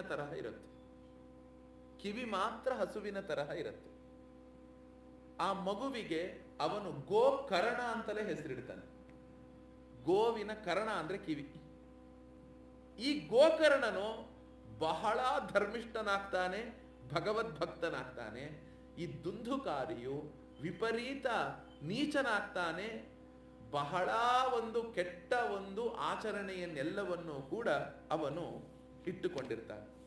ಹೀಗಿದ್ದಾಗ ಏನಾಯ್ತು ಅಂದ್ರೆ, ಒಮ್ಮೆ ಆ ದುಂದುಕಾರಿ ಎಷ್ಟು ಕೆಟ್ಟತನಕ್ಕೆ ಇಳಿದು ಬಿಡ್ತಾನಪ್ಪ ಅಂದ್ರೆ, ಯಾವುದೇ ಒಂದು ಧರ್ಮಾಚರಣೆಯನ್ನು ಕೂಡ ಇಟ್ಟುಕೊಳ್ಳೋದಿಲ್ಲ, ಎಲ್ಲವನ್ನೂ ಮಾಡೋದಿಲ್ಲ. ಒಮ್ಮೆ ಏನಾಗ್ಬಿಡುತ್ತಪ್ಪ ಅಂದ್ರೆ, ಆತ್ಮದೇವ ದುಂದುಲಿಗೆ ನಿತ್ಯ ಬರೋದು, ಅಪ್ಪ ಅಮ್ಮನ್ನ ಪೀಡಿಸೋದು, ದುಡ್ಡು ತಗೊಂಡು ಹೋಗೋದು, ಜೂಜಾಡೋದು, ಹೆಣ್ಣು ಮಕ್ಕಳ ಹಿಂದೆ ಹೋಗೋದು, ಇದೇ ನಿತ್ಯ ಕೆಲಸ ಆಗಿಬಿಡುತ್ತೆ ಅವನಿಗೆ. ಅವನಿಂದ ಬೇಜಾರಾಗಿ, ಯಾಕಂದ್ರೆ ಊರಿನ ಪುರೋಹಿತ ಆಗಿರ್ತಾನೆ ಆತ್ಮದೇವ, ನನ್ನ ಮಗ ಇಂಥ ನೀಚ ಆಗ್ಬಿಟ್ನಲ್ಲ ಅಂತ ಅವರಿಬ್ಬರು ಕೂಡ ಕಾಡಿಗೆ ಹೊರಟು ನಿಂತು ಬಿಡ್ತಾರೆ. ಏನ್ ಹೇಳಿ, ಕಾಡಿಗೆ ಹೊರಟು ನಿಂತು ಬಿಡ್ತಾರೆ. ನೋಡಿ, ಆಗ ಕಾಡಿತ್ತು ಹೋಗ್ತಿದ್ರು, ಈಗೆಲ್ಲ ವೃದ್ಧಾಶ್ರಮಕ್ಕೆ ಹೋಗ್ತಿದ್ದಾರೆ ಅಷ್ಟೇ. ಏನ್ ಹೇಳಿ, ಅದೇ ಸ್ಥಿತಿ ಅಷ್ಟೇ. ನಾವು ಇರುವಂತಹ ಸತ್ಯವನ್ನ ಒಪ್ಪಿಕೊಂಡು ಬದುಕುವಂತಹ ಸ್ಥಿತಿಯನ್ನ ನಾವು ತಲುಪಬೇಕು. ನನ್ನ ಮಗ ಅಮೆರಿಕದಲ್ಲಿದ್ದಾನೆ, ನನ್ನ ಮಗ ಆಸ್ಟ್ರೇಲಿಯಾದಲ್ಲಿದ್ದಾನೆ, ನನ್ನ ಮಗ ಸ್ವೀಡನ್ನಲ್ಲಿದ್ದಾನೆ. ನಿಂಗೇನ್ ಬಂತಪ್ಪ? ಒಂದು ಬೆಂಕಿ ಪಟ್ಟಣಕ್ಕೂ ನೀನೇ ಅಂಗಡಿಗೆ ಓಡಿ ಹೋಗ್ಬೇಕು. ಒಂದು ಅನಾರೋಗ್ಯ ಆಯ್ತು ಅಂದ್ರೆ ನೀನೇ ಒಂದು ಫೋನ್ ಮಾಡ್ಕೊಂಡು ಆಟೋ ಹೊತ್ಕೊಂಡು ಹೋಗ್ಬೇಕು. ಕೈ ಹಿಡಿದು ಕರ್ಕೊಂಡು ಹೋಗೋರು ಯಾರಿದ್ದಾರೆ ಮನೆಯಲ್ಲಿ? ಯಾರು ಒಬ್ರು ನಿನ್ನ ರಕ್ಷಣೆಗಿದಾರ? ರಾತ್ರಿ ಮಲಗದಾಗ ಯಾರೋ ಇನ್ನೊಬ್ರು 4ನೇ ವ್ಯಕ್ತಿನ ಕರ್ಕೊಂಡು ಬಂದು ಮನೇಲಿ ಇಟ್ಕೋಬೇಕು. ಅಪ್ಪ ನಮಗೆ ಏನಾರು ಆಗ್ಬಿಟ್ರೆ ನಮ್ಮ ನಡುವೆ ಮಲ್ಕೊಳಪ್ಪ, ಅದಕ್ಕೆ ನಾನು ಹಣ ಇತ್ಯಾದಿಗಳು ಕೊಟ್ಟು ಇಟ್ಕೋಬೇಕು. ಎಷ್ಟು ಜನ ಜೀವನ ಮಾಡ್ತಿಲ್ಲ ಈ ತರಹ? ಎಷ್ಟು ಜನ? ಅವನ ಹತ್ರ 100 ಕೋಟಿನೇ ಇರ್ಲಿ, 1000 ಕೋಟಿನೇ ಇರ್ಲಿ, ನಿಮ್ಮ ಹತ್ರ ಇಲ್ವೇನೋ? ಯಾವುದು ಕರ್ತವ್ಯವೋ ಅದನ್ನೇ ಪ್ರಪಂಚ ಮರೆತಾಗ ಪ್ರಪಂಚ ಏನಾಗಕ್ಕೆ ಸಾಧ್ಯ? ನಮಗ್ ನಾವೇ ಅನ್ಕೊಂಡ್ಬಿಡೋದು, ಅಯ್ಯೋ ಇರ್ಲಿ ಬಿಡಿ ಸ್ವಾಮಿ, ಅವ್ರ ಪಾಡಿಗೋರು ಹೆಂಗೋ ಇರ್ಲಿ, ನಮ್ಮ ಪಾಡಿ ನಾವೇನೋ ಜೀವನ ಹುಟ್ಟಿದೀವಲ್ಲ ಕಳೆದೋಗು, ಅಯ್ಯೋ ದಡ್ರ. ನೀವ್ಯಾಕೆ ಹಿಂಗ್ ಅನ್ಕೊಂತೀರಾ? ಅವ್ರು ಬರಲ್ಲ ಅಂದಿದ್ದಕ್ಕೆ ನೀವು ಅಡ್ಜಸ್ಟ್ ಮಾಡ್ಕೋತಾ ಇರೋದು. ನಿಮ್ ಸಮಾಧಾನಕ್ಕೆ ಈ ಮಾತನ್ನು ಹೇಳ್ಕೊತಿದ್ದೀರೇ ಹೊರತು, ನೀವು ನಿಮ್ಮಗಳ ಹೃದಯದ ಸಮಾಧಾನಕ್ಕೆ ಈ ಮಾತನ್ನು ಹೇಳ್ಕೊತಿದ್ದೀರೇ ಹೊರತು ನಿಮ್ಮ ನಿಜವಾದ ಸ್ಥಿತಿ ಯೋಚನೆ ಮಾಡಿ. ಏನಿದೆ ಸ್ಥಿತಿ? ಇರ್ಬೋದು ಇಲ್ಲಿ ದೊಡ್ಡ ಮನೆ, ಜಯನಗರದಲ್ಲಿ ವಿಶಾಲವಾದ ಮನೆ ಎಲ್ಲ ಇದೆ, ಇರೋರು ಪಾಪ ಇಬ್ಬರು, ಗಂಡ ಹೆಂಡತಿ. ಹೆಂಡತಿಗೆ ಏನಾಗುತ್ತೋ ಅನ್ನೋ ಒಂದು ಭಯ, ಗಂಡಂಗೆ ಏನಾಗುತ್ತೋ ಅನ್ನೋ ಭಯ. ಏನ್ ಮಾಡಬೇಕು ಜೀವನದಲ್ಲಿ? ಎಲ್ಲರಿಗೂ ಹೇಳ್ತೇನೆ, ನಿಮ್ಮ ಮಕ್ಕಳನ್ನ ಚೆನ್ನಾಗಿ ಓದಿಸಿ. ಯಾರು ಓದಿಸ್ಬೇಡಿ ಅಂತ ಹೇಳಲ್ಲ. ಮಕ್ಕಳನ್ನ ವಿದೇಶಕ್ಕೆ ಕಳಿಸಿ, ಅವ್ರಿಗೆ ನಿತ್ಯ ಹೇಳಿ, ನಿನ್ನನ್ನು ನಾನು ಹೆಂಗ್ ನೋಡ್ಕೊಂತಿದ್ದೀನೋ ನಂತರ ನನ್ನ ನೀನು ಹಂಗೆ ನೋಡ್ಕೋಬೇಕು ಅಂತ. ನಮ್ಮನ್ನು ಯಾರು ನೋಡ್ಕೊಳ್ಬೇಕಾಗಿಲ್ಲ, ಭಗವಂತನೇ ನಮ್ಮನ್ನು ನೋಡ್ಕೊಳ್ಳೋದು. ಆದರೆ ಆ ಜವಾಬ್ದಾರಿ ಅವರಿಗೆ ಅರ್ಥ ಆಗಿರ್ಬೇಕಷ್ಟೆ. ನಾವು ಸ್ವತಂತ್ರರು ಅಂತ ಅನ್ಕೋಬಾರ್ದು. ನಾವು ಸ್ವತಂತ್ರರು, ನಾವು ಹೆಂಗ್ ಬೇಕಾದ್ರೂ ಇರ್ಬೋದು. ನಾವು ಆಯ್ತು, ಅಲ್ಲಿಂದ ನೀನ್ ₹1,00,000 ಕಳಿಸ್ತೀಯಪ್ಪ, ನನ್ನ ಹತ್ರನೇ ಇದೆ 10 ಲಕ್ಷ ನಿನಗೆ ಕಳಿಸ್ತೀನಿ, ನೀನ್ ಬರ್ತೀಯಾ? ನನ್ನ ಹತ್ರನೇ ಬೇಕಾದಷ್ಟು. ಈಗ ಯಾರ ಹತ್ರ ದುಡ್ಡಿಲ್ಲ ಸ್ವಾಮಿ? ಇಲ್ಲಿ ಕೂತಿದ್ದೀರಲ್ಲ, ಎಲ್ಲರ ಹತ್ರನೂ ದುಡ್ಡಿದೆ. ದುಡ್ಡಿದೆಯೋ ಇಲ್ವೋ? ನಮ್ಮ ಜೀವನಕ್ಕಾಗೋಷ್ಟು ಅವ್ರಿಲ್ಲಿಗೆ ಬಂದ್ರೆ ಅವ್ರ ಜೀವನ ಸಾಗಿಸೋಷ್ಟು ನಮ್ಮ ಹತ್ರ ದುಡ್ಡಿದೆ. ಇದೆಯೋ ಇಲ್ವಾ? ಇದೆ. ಉಪಯೋಗ ಏನೋ? ಏನಿದೆ? ಈಗ ಮನೇಲಿ ಒಂದು ಒಳ್ಳೆ ಪದಾರ್ಥ ಮಾಡಿದ್ರೆ ತಿನ್ನಕ್ಕೆ ಯಾರು ಇಲ್ಲ, ನೀವಿಬ್ರೆ ಕುತ್ಕೊಂಡು ತಿನ್ಬೇಕು. ಅದಕ್ಕೆ ಮಾಡೋದೇ ಬಿಟ್ಬಿಟ್ರಿ. ಯಾರು ತಿಂತಾರೆ ಅನ್ನೋದ ಮಾಡೋದೇ ಬಿಟ್ಬಿಟ್ರಿ. ಒಂದು ಹಬ್ಬ ಹರಿದಿನ ನೀವೇ ತೋರಣ ಕಟ್ಕೋಬೇಕು, ನೀವೇ ಗಣಪತಿ ಪೂಜೆ ಮಾಡ್ಬೇಕು, ಮಾಡೋದೇ ಬಿಟ್ಬಿಟ್ರಿ. ಆಯ್ತು, ಗಣಪತಿಗೆ ಇರೋ ಮಣ್ಣಿನ ಗಣಪತಿ ತರೋದು ಇಲ್ವೇ ಇಲ್ಲ, ಬಿಟ್ಟೋಯ್ತಲ್ಲ. ಈಗೆಲ್ಲ ಏನಾಯ್ತು? ಮನೇಲೆ ಬೆಳ್ಳಿ ಗಣಪತಿ ಇನ್ ಯಾರಪ್ಪ ಮಾಡ್ತಾರೆ, ಅದೇ ಸಾಕು. ನಾನೇ ಹೋಗೋದು ಬೆಳ್ಳಿ ಗಣಪತಿ ಪೂಜೆ ಮಾಡಿಸ್ ಬಂದಿದ್ದೀನಿ ಈ ಸರಿ. ಪ್ರತಿ ಸಲ ಇನ್ ಯಾರು ಬರ್ತಾರ್ರಿ, ಏನ್ ಮಾಡ್ತಾರ್ರಿ, ಏನಾಗತ್ತೆ ರೀ, ಯಾರು ಮಾಡೋರಿದ್ದಾರ್ರಿ? ಇದನ್ನ ನೀವು ಮಕ್ಕಳು ಮೊಮ್ಮಕ್ಕಳಿಗೆ ಅರ್ಥ ಮಾಡಿಸಿ. ಇದನ್ನ ನಿತ್ಯ ಸತ್ಯ. ಇದನ್ನ ನೀವು ಅರ್ಥ ಮಾಡಿಸ್ಲಿಲ್ಲ ಅಂದ್ರೆ ಏನು, ಮಕ್ಕಳು ಅಮೆರಿಕಾಗೆ ಹೋಗಿರ್ತಾರೆ, ಮೊಮ್ಮಕ್ಕಳು ಅಲ್ಲಿರೋವನ್ನೇ ಮದುವೆ ಆಗ್ತಾರೆ. ಏನ್ ಹೇಳಿ? ಅಲ್ಲಿರೋವನ್ನೇ ಮದುವೆ ಆಗ್ತಾರೆ. ಅವರಿಗೆ ಈ ಸಂಸ್ಕೃತಿ ಆಗಲಿ ಈ ಸಭ್ಯತೆ ಆಗಲಿ ಇದು ಯಾವುದರ ಪರಿಚಯ ಇರೋದಿಲ್ಲ. ಅವರು ಮನೆಗೆ ಬರೋದೇ, ಮಕ್ಕಳಾದ್ರೂ ಕೂಡ ಅವರು ಗೆಸ್ಟ್ ಆಗಿ ಮನೆಗೆ ಬಂದು 4 ದಿನ ಇದ್ದು ಬ್ಯಾಗ್ ತಗೊಂಡು ಹೋಗೋಂಗ್ ಬರ್ತಾರೆ. ಗೆಸ್ಟ್ ಆಗಿ ಬರ್ತಾರೆ. ನಿಮಗಿಲ್ಲಿ ಏನು ಅಂದ್ರೆ ಒಬ್ಬ ಗೆಸ್ಟ್ ನೋಡ್ಕೋಬೇಕಲ್ಲ, ಆ ರೀತಿ ತಯಾರಿ ಮಾಡಿಡ್ಬೇಕು. ಹಾಸಿಡಬೇಕು. ಅವ್ರಿಗೇನೋ ಧೂಳಾಗಲ್ಲ, ಅಮೆರಿಕ ಮಗುವುದು, ಆ ಧೂಳೆಲ್ಲ ಹೊಡಿಸ್ಬೇಕು, ನಿತ್ಯ ಕ್ಲೀನ್ ಮಾಡಿಸ್ಬೇಕು, ಸೊಳ್ಳೆದ ಹಚ್ಚಿಸ್ಬೇಕು, ಪೆಸ್ಟಿಸೈಡ್ಸ್ ಮಾಡಿಸ್ಬೇಕು. ಈ ಆಲೋಚನೆಯಲ್ಲಿ ಇರ್ತೀರೇ ಹೊರತು ನೀವು ಅವ್ರು ಬಂದ್ರೆ ನಮ್ಮ ಮನೇಲಿ ಹೊಂದ್ಕೊಂಡಿರ್ಬೇಕು ಅನ್ನೋದು ಅವರಿಗೂ ಇರೋದಿಲ್ಲ. ಇದು ನೆನಪಿಟ್ಟುಕೊಳ್ಳಿ. ಯಾಕೆ ಅಂದ್ರೆ ನಮ್ಮ ಒಂದು ಸಂಸ್ಕಾರ ಅನ್ನೋದು ನಾವು ಕಲಿಸಿದಾಗ ಮಕ್ಕಳು ಮೊಮ್ಮಕ್ಕಳಿಗೆ ಬರುತ್ತೆ ಹೊರತು ಪರವಾಗಿಲ್ಲ ಬಿಡು. ಅದನ್ನೇ ಪ್ರಹ್ಲಾದ ಹೇಳಿದ್ದು, ಕೌಮಾರೇ ಆಚರೇತ್ ಪ್ರಾಜ್ಞಃ. ಸಂಸ್ಕಾರ ಅನ್ನೋದು ಚಿಕ್ಕ ಮಕ್ಕಳಿಂದ ನಮಗೆ ಬರಬೇಕೇ ಹೊರತು ನಾವು ಆ ಸಂಸ್ಕಾರವನ್ನು ದೊಡ್ಡವರಾದ್ಮೇಲೆ ಕಲ್ತ್ಕೊಳ್ತಾರೆ ಬಿಡು ಅಂದ್ರೆ ಅಪ್ಪಿ ತಪ್ಪಿನೂ ಕಲಿಯಲ್ಲ. ನೆನಪಿಟ್ಟುಕೊಳ್ಳಿ ಇದು. ಕಾಡಿಗೆ ಹೊರಟು ನಿಂತು ಬಿಟ್ರು. ಆಗ ಒಂದು ಮಾತನ್ನ ಗೋಕರ್ಣ ಹೇಳ್ತಾನೆ, ಅಸಾರಃ ಖಲು ಸಂಸಾರಃ ದುಃಖರೂಪಿ ವಿಮೋಹಕಃ ಸುತಃ ಕಸ್ಯ ಧನಂ ಕಸ್ಯ ಸ್ನೇಹವಾನ್ ಜ್ವಲತೆ ನಿಶಂ. ಹೆಂಗಿದೆ ನೋಡಿ ಶ್ಲೋಕ ಇದು. ಅಸಾರಃ ಖಲು ಸಂಸಾರಃ. ಈ ಸಂಸಾರ ಅಂದ್ರೆ ಏನಪ್ಪ? ಅಪ್ಪ, ಈ ಪ್ರಪಂಚ ಅನ್ನೋದು ಅಸಾರವಾಗಿದೆ, ಬಹಳ ದುಃಖ ರೂಪವಾಗಿದೆ. ಕೃಷ್ಣನು ಇದೇ ಮಾತನ್ನು ಹೇಳಿದ್ದು. ಪ್ರಪಂಚಕ್ಕೆ ಎರಡು ವಿಷಯವನ್ನು ಹೇಳ್ದ. ದುಃಖಾಲಯಂ ಅಶಾಶ್ವತಂ ಅಂತ. ಅರ್ಜುನ ಗೀತೆಯಲ್ಲಿ ಏನ್ ಹೇಳ್ದ? ಪ್ರಪಂಚ ಅಂದ್ರೆ ಏನ್ ಅನ್ಕೊಂಡಿದ್ಯಾ ನೀನು? ದುಃಖದ ಮನೆ, ನಿತ್ಯ ಬದಲಾವಣೆ ಆಗ್ತಾ ಇರೋದು. ಅದನ್ನೇ ಗೋಕರ್ಣ ಹೇಳ್ದ. ಅಸಾರಃ ಖಲು ಸಂಸಾರಃ ದುಃಖರೂಪಿ ವಿಮೋಹಕ. ಈ ಸಂಸಾರ ಅನ್ನೋದು ದುಃಖ ರೂಪಿ ವಿಮೋಹಕ. ಇದು ಆದ್ರೇನೇನು? ಸುತಃ ಕಸ್ಯ. ಇಲ್ಲಿ ಮಕ್ಕಳು ಯಾರಿಂದ ಯಾರಿಗಪ್ಪ ಮಕ್ಕಳು? ಹಣ ಯಾರಿಂದ ಯಾರಿಗೆ ಹಣ? ಸ್ನೇಹವಾನ್ ಜ್ವಲತೆ ನಿಶಂ. ಈ ಬರೀ ನಾವು ನಮ್ಮೋರು ಅಂತ ನಾವು ಅನ್ಕೊಳ್ಳೋದಷ್ಟೇ. ಸ್ನೇಹ ಅಂದ್ರೇನೋ ಅಂಟುಕೊಳ್ಳೋದು ಅಂತ ಅರ್ಥ. ಈಗ ನಾವು ಎಣ್ಣೆ ಹಿಂಗ್ ಮುಟ್ಟಿದಾಗ ಕೈಗೆ ಅಂಟುತ್ತಲ್ಲ, ದಟ್ ಇಸ್ ಕಾಲ್ಡ್ ಸ್ನೇಹ. ಸ್ನೇಹ. ನಾವ್ ಅನ್ಕೊಳ್ತೀವಿ ಇವ್ ನನ್ನ ಮೊಮ್ಮಗ, ನಾವ್ ಅನ್ಕೊಳ್ತೀವಿ ಇವ್ ನನ್ನ ಮಗ, ನನ್ನ ಸೊಸೆ. ನಾವು ಅಂಟುಕೋಬೇಕೇ ಹೊರತು ಅವರು ನೀರಿನ ಮೇಲೆ ಬಿದ್ದಿದ್ದು ಎಣ್ಣೆ ತರ ಇರ್ತಾರೆ. ನೀರಲ್ಲೇ ಬಿದ್ರು ಎಣ್ಣೆ ನೀರಿಗೆ ಅಂಟಿರಲ್ಲ. ನಾವು ಕೈಗೆ ಹತ್ತಿರೋ ಎಣ್ಣೆ ತರ ಅಂಟ್ಕೊಳಕ್ ಹೋಗ್ತೀವಿ, ಅವ್ರು ನಮ್ ಜೊತೆಗೆ ನೀರಲ್ಲಿರೋ ಎಣ್ಣೆ ತರ ವರ್ತನೆ ಮಾಡ್ತಾರೆ. ನೀರಲ್ಲೇ ಇರುತ್ತೆ, ಎಣ್ಣೆ ಅಂಟಲ್ಲ. ಇದು ನೋಡಿ, ಸ್ನೇಹ ರೂಪಿ ದುಃಖ ಅನ್ನೋದು ಹೀಗೆ ಇರುವಂಥದ್ದು. ಅವನೇನಾಗ್ತಾನೆ ಅಂದ್ರೆ, ಗೋಕರ್ಣ ಬಹಳ ಚೆನ್ನಾಗಿ ಉಪದೇಶವನ್ನ ಮಾಡ್ತಾನೆ. ಅದ್ಭುತವಾದ ಶ್ಲೋಕ ಇದು. ಆ ಶ್ಲೋಕ ಎಲ್ಲ ಆದ್ಮೇಲೆ ಏನಾಗುತ್ತೆ ಅಂದ್ರೆ, ದುಂದುಕಾರಿ ಯಾವಾಗ ನೋಡಿ, ಒಂದು ಲಗಾಮ್ ಹಾಕೋರು ಮನೇಲಿ ಇರಬೇಕು. ಲಗಾಮ್ ಹಾಕೋರು ಇಲ್ಲ ಅಂದ್ರೆ ಏನಾಗುತ್ತೆ ಅಂದ್ರೆ ಬುದ್ಧಿ ಸ್ವತಂತ್ರ ತಗೊಂಡ್ಬಿಡುತ್ತೆ. ಯಾವಾಗ ಅಪ್ಪ ಅಮ್ಮನು ಕಾಡಿಗೆ ಹೋದ್ರು ದುಂದುಕಾರಿಗೆ ಇನ್ನೂ ಸ್ವತಂತ್ರ ಸಿಕ್ಬಿಡುತ್ತೆ. ಆಮೇಲೆ ಸಣ್ಣ ಸಣ್ಣ ತಪ್ಪುಗಳನ್ನು ಮಾಡ್ತಿದ್ದ. ಈಗ ಏನ್ ಮಾಡ್ದ? 5 ಜನ ಹೆಣ್ಣು ಮಕ್ಕಳನ್ನ ಮನೆಯಲ್ಲೇ ತಂದಿಟ್ಕೊಂಡ. ಅವರಿಗೆ ಸಾಕಕ್ಕೋಸ್ಕರ ಕಳ್ಳತನ ಮಾಡಕ್ಕೆ ಶುರು ಮಾಡ್ದ, ಡಕಾಯಿತಿತನ ಮಾಡಕ್ಕೆ ಶುರು ಮಾಡ್ದ, ಕೊಲೆ ಮಾಡಕ್ಕೆ ಶುರು ಮಾಡ್ದ. ಎಷ್ಟರ ಮಟ್ಟಿಗೆ ಆಗ್ಬಿಡ್ತು ಅಂದ್ರೆ, ಒಂದು ದಿನ ರಾತ್ರಿ ಆ ಊರಿನ ರಾಜನ ಸಂಪತ್ತನ್ನೇ ಕದ್ದು ಬಿಟ್ಟ. ಪೆಟ್ಟಿಗೆ ಬಂಗಾರವನ್ನ ತಂದ, ಆ ಹೆಣ್ಣು ಮಕ್ಕಳಿಗೆ ಕೊಟ್ಟ. 5 ಜನ ಹೆಣ್ಮಕ್ಳು ಏನ್ ಯೋಚನೆ ಮಾಡಿದ್ರು ಗೊತ್ತಾ? ನಾಳೆ ಬಂದು ಇವನನ್ನ ರಾಜಭಟ್ರು ಹಿಡಿತಾರೆ, ಇವ್ರ ಜೊತೆಗೆ ನಮ್ಮನ್ನು ಜೈಲಿಗೆ ಹಾಕ್ತಾರೆ. ಒಂದು ಕೆಲಸ ಮಾಡೋಣ, ಇವನನ್ನ ಒಂದು ಗತಿ ಕಾಣಿಸೋಣ ಅನ್ಕೊಂಡು ಆ ಪೆಟ್ಟಿಗೆ ಬಂಗಾರ ಎಲ್ಲವನ್ನು ತೆಗೆದಿಟ್ಟುಕೊಂಡ್ರು. ಇವನಿಗೆ ಚೆನ್ನಾಗಿ ಕುಡಿಸಿದ್ರು. ಅವಾಗೆಲ್ಲ ಹಿಂದಿನದು ಸೌದೆ ಒಲೆ ಒಳಗ ಎಸೆದು ಕಟ್ಟಿಗೆ ಇಟ್ಟು ಬೆಂಕಿ ಹಚ್ಚಿ ಹೊರಟಿದ್ರು. 5 ದಿನಗಳ ಕಾಲ ಅರ್ಧ ಮುಕ್ಕಾಲು ಬೆಂದಿದೆ, ಇನ್ನು ಪ್ರಾಣ ಇದೆ ಶರೀರದಲ್ಲಿ. 5 ದಿನಗಳ ಕಾಲ ಒದ್ದಾಡ್ತಾನೆ ದುಂದುಕಾರ. ಒಂದು ಹನಿ ನೀರು ಕೂಡ ಕೊಡೋರು ಯಾರು ಇರೋದಿಲ್ಲ. ಒಂದು ಹನಿ ನೀರು ಕೂಡ ಕೊಡೋರು ಯಾರು ಇರೋದಿಲ್ಲ.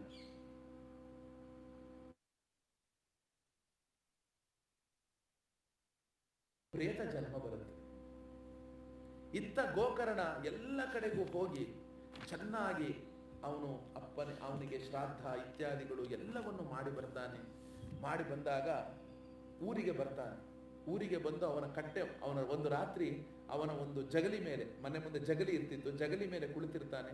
ಮಧ್ಯರಾತ್ರಿಯ ಸಂದರ್ಭದಲ್ಲಿ ಒಂದು ದುಃಖದ ಧ್ವನಿ ಕೇಳಿಸುತ್ತಾನೆ. ಅಮ್ಮ, ಅಪ್ಪ, ಅಷ್ಟು ದುಃಖದ ಧ್ವನಿ ಕೇಳಿಸುತ್ತೆ. ಯಾರು ಇಂತಹ ದುಃಖದ ಧ್ವನಿ?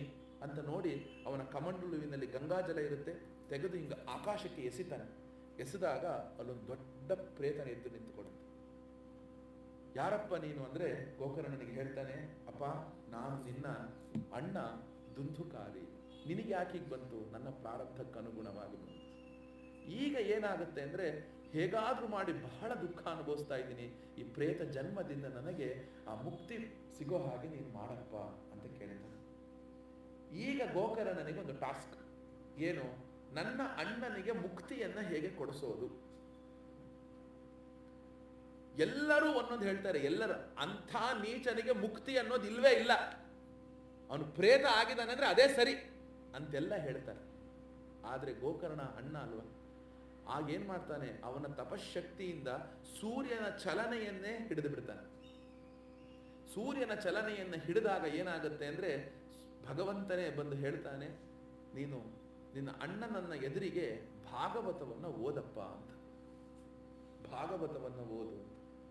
ಆಗ ಒಂದು ಶುಷ್ಕವಾದಂತಹ ಒಣಗಿದ ಬಿದಿರಿನ ಗಿಡ್ಡವನ್ನ ಹಿಡ್ಕೊಳ್ತಾನೆ, ಬಿದಿರಿನ ಕಡ್ಡಿಯನ್ನು ಹಿಡಿದು ಇಡ್ತಾನೆ. ಅದರೊಳಗೆ ಬಂದು ಆ ಪ್ರೇತ ಕುತ್ಕೊಳ್ತಾ ಇರುತ್ತೆ ಬಿದಿರಿನ ಕಡ್ಡಿ ಒಳಗೆ. ಆಗ ಅವನ ಮುಂದೆ 7 ದಿನಗಳ ಕಾಲ ಭಾಗವತವನ್ನು ಓದ್ತಾನೆ.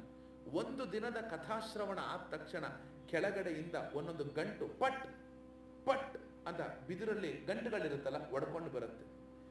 7ನೆಯ ದಿನ ಒಡೆದಾಗ ಆ ದುಂದುಕಾರಿ ಇರ್ತಾನಲ್ಲ, ದಿವ್ಯ ಶರೀರವನ್ನ ತಗೊಂಡು ಹೊರಗಡೆಗೆ ಬರ್ತಾನೆ.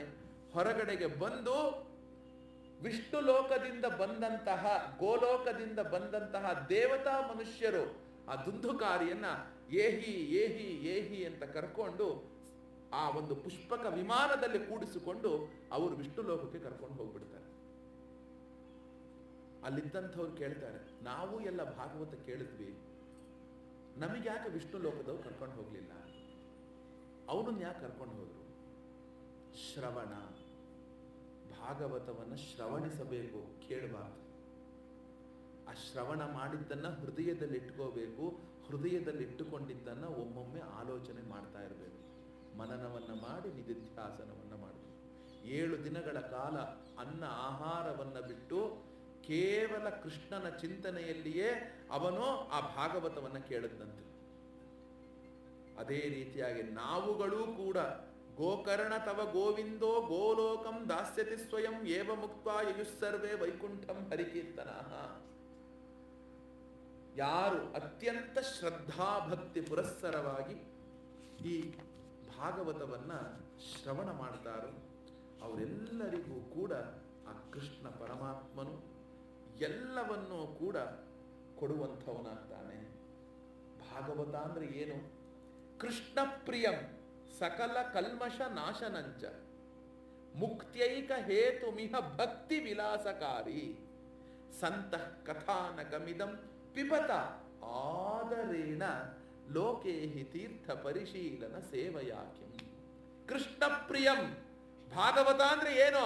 ಕೃಷ್ಣ ಪರಮಾತ್ಮನಿಗೆ ಅತ್ಯಂತ ಪ್ರಿಯವಾದಂತಹ ಗ್ರಂಥ. ಸಕಲ ಕಲ್ಮಶ ನಾಶನಂಚ, ನಮ್ಮ ಹೃದಯದಲ್ಲಿರುವ ಎಲ್ಲಾ ದುಃಖವನ್ನ ಕಳೆಯುವಂತಹ ಗ್ರಂಥ. ಎಲ್ಲಾ ದುಃಖವನ್ನ ಕಳೆಯುವಂತಹ ಗ್ರಂಥ. ಆ ನಂತರ ಮುಕ್ತೈಕ ಹೇತುಮಿಹ ಭಕ್ತಿ ವಿಲಾಸಕಾರಿ, ನಮಗೆ ಮುಕ್ತಿಯನ್ನ ಕರುಣಿಸುವ ಗ್ರಂಥ, ಭಕ್ತಿಯನ್ನ ಕೊಡುವಂತಹ ಗ್ರಂಥ, ಸತ್ಪುರುಷರ ಕಥಾ ಇರುವಂತಹ ಗ್ರಂಥ. ಆದ್ದರಿಂದ ನಾವೆಲ್ಲ ಏನ್ ಮಾಡಬೇಕು? ಪಿಬತ ಆದರೇಣ, ಅತ್ಯಂತ ಪ್ರೇಮದಿಂದ ಇದನ್ನ ನಾವು ಪಿಬತ ಕುಡಿಬೇಕಂತೆ. ಆಗ ಏನಾಗತ್ತೆ? ಲೋಕೇಹಿ ತೀರ್ಥ ಪರಿಶೀಲನ ಸೇವೆಯಾಕಿ. ನಾನು ಇದನ್ನ ನೋಡಿಲ್ಲ, ಅಲ್ಲಿ ನೋಡಿಲ್ಲ, ಹೀಗೆ ನೋಡಿಲ್ಲ, ಯಾವ ತೀರ್ಥಕ್ಷೇತ್ರಗಳ ದರ್ಶನ ಮಾಡಬೇಕಾಗಿಲ್ಲ. ನೀನು ಎಲ್ಲಿ ಈ ಭಾಗವತ ಕೇಳ್ತೀಯೋ, ಎಲ್ಲಿ ಈ ಭಾಗವತ ನಡೆಯುತ್ತೋ ಇದೇ ತೀರ್ಥಕ್ಷೇತ್ರ ಅಂತ ಭಾಗವತದಲ್ಲೇ ಹೇಳಿರುವಂಥದ್ದಾಗಿದೆ. ಇಂತಹ ಭಾಗವತವನ್ನ ನಾವುಗಳು ಆನಂದವಾಗಿ ಇನ್ನ 6 ದಿನಗಳ ಕಾಲ ಶ್ರವಣ ಮಾಡೋಣ, ಆನಂದದಿಂದ ಕಳೆಯೋಣ ಅಂತ ಹೇಳ್ತಾ ಇವತ್ತಿನ ಉಪನ್ಯಾಸವನ್ನ ಮಂಗಳ ಮಾಡ್ತೇನೆ. ಭಾಗವತಕ್ಕೊಂದು ಮಾತಿದೆ, ನಾವು ಎಷ್ಟು ಕೇಳ್ತೇವೋ ಅದೇ ಭಾಗವತವನ್ನ ನಡೀತಾ ಇದೆ, ಭಾಗವತ ಸಪ್ತಾಹ ನಡೀತಾ ಇದೆ, ಬನ್ನಿ ಅಂತ ಮತ್ತೆ ಕೆಲವರಿಗೆ ಹೇಳಿ ಕರ್ಕೊಂಡು ಬಂದ್ರೆ ನಾವು ಕೇಳಿದ್ದಕ್ಕಿಂತಲೂ ಹೆಚ್ಚು ಪುಣ್ಯ ಅಂತ. ಎಲ್ಲಿ ಭಾಗವತ ನಡೆಯುತ್ತೋ ಅಲ್ಲಿಗೆ ಬನ್ನಿ ಹೋಗೋಣ ಅಂತ ಕೇಳ್ಕೊಂಬಂದ್ರೆ ಅದಕ್ಕಿಂತಲೂ ಹೆಚ್ಚು ಪುಣ್ಯ ಅಂತ. ತಾವೆಲ್ಲರೂ ಕೂಡ ತಮಗೆ ತಿಳಿದಂಥವರಿಗೆ ಹೇಳಿ ಭಾಗವತ ನಡೀತಿದೆ ಅಂತ ಎಲ್ಲರೂ ಕೂಡ ಬರುವಂಥವರಾಗಲಿ. ಮತ್ತು ನೀವುಗಳು ಯಾವ ಉಪಾಖ್ಯಾನವನ್ನು ಕೇಳಬೇಕು ಅಂತ ಹೇಳ್ತೀರೋ, ಯಾವುದನ್ನು ಹೇಳ್ತೀನಿ ಅಂತ ಅನ್ಕೊಂಡಿಲ್ಲ, ಇಡೀ ಆ ಭಾಗವತದೊಳಗೆ ಆ 18,000 ಶ್ಲೋಕದಲ್ಲಿ ಈ ಭಾಗ ಅಂತ ಹೇಳಿದ್ರೆ ಅದೇ ಭಾಗವನ್ನೇ ನಾಳೆಯಿಂದ ನಾನು ವ್ಯಾಖ್ಯಾನವನ್ನು ಕೇಳುವಂಥವರಾಗೋಣ ಅಂತ ಹೇಳ್ತಾ ಇವತ್ತಿನ ಆದಿ ಉಪನ್ಯಾಸವನ್ನು ಮಂಗಳ ಮಾಡ್ತೇನೆ. ಕೃಷ್ಣಾರ್ಪಣ ಕೃಷ್ಣಾರ್ಪಣ ಕೃಷ್ಣಾರ್ಪಣ.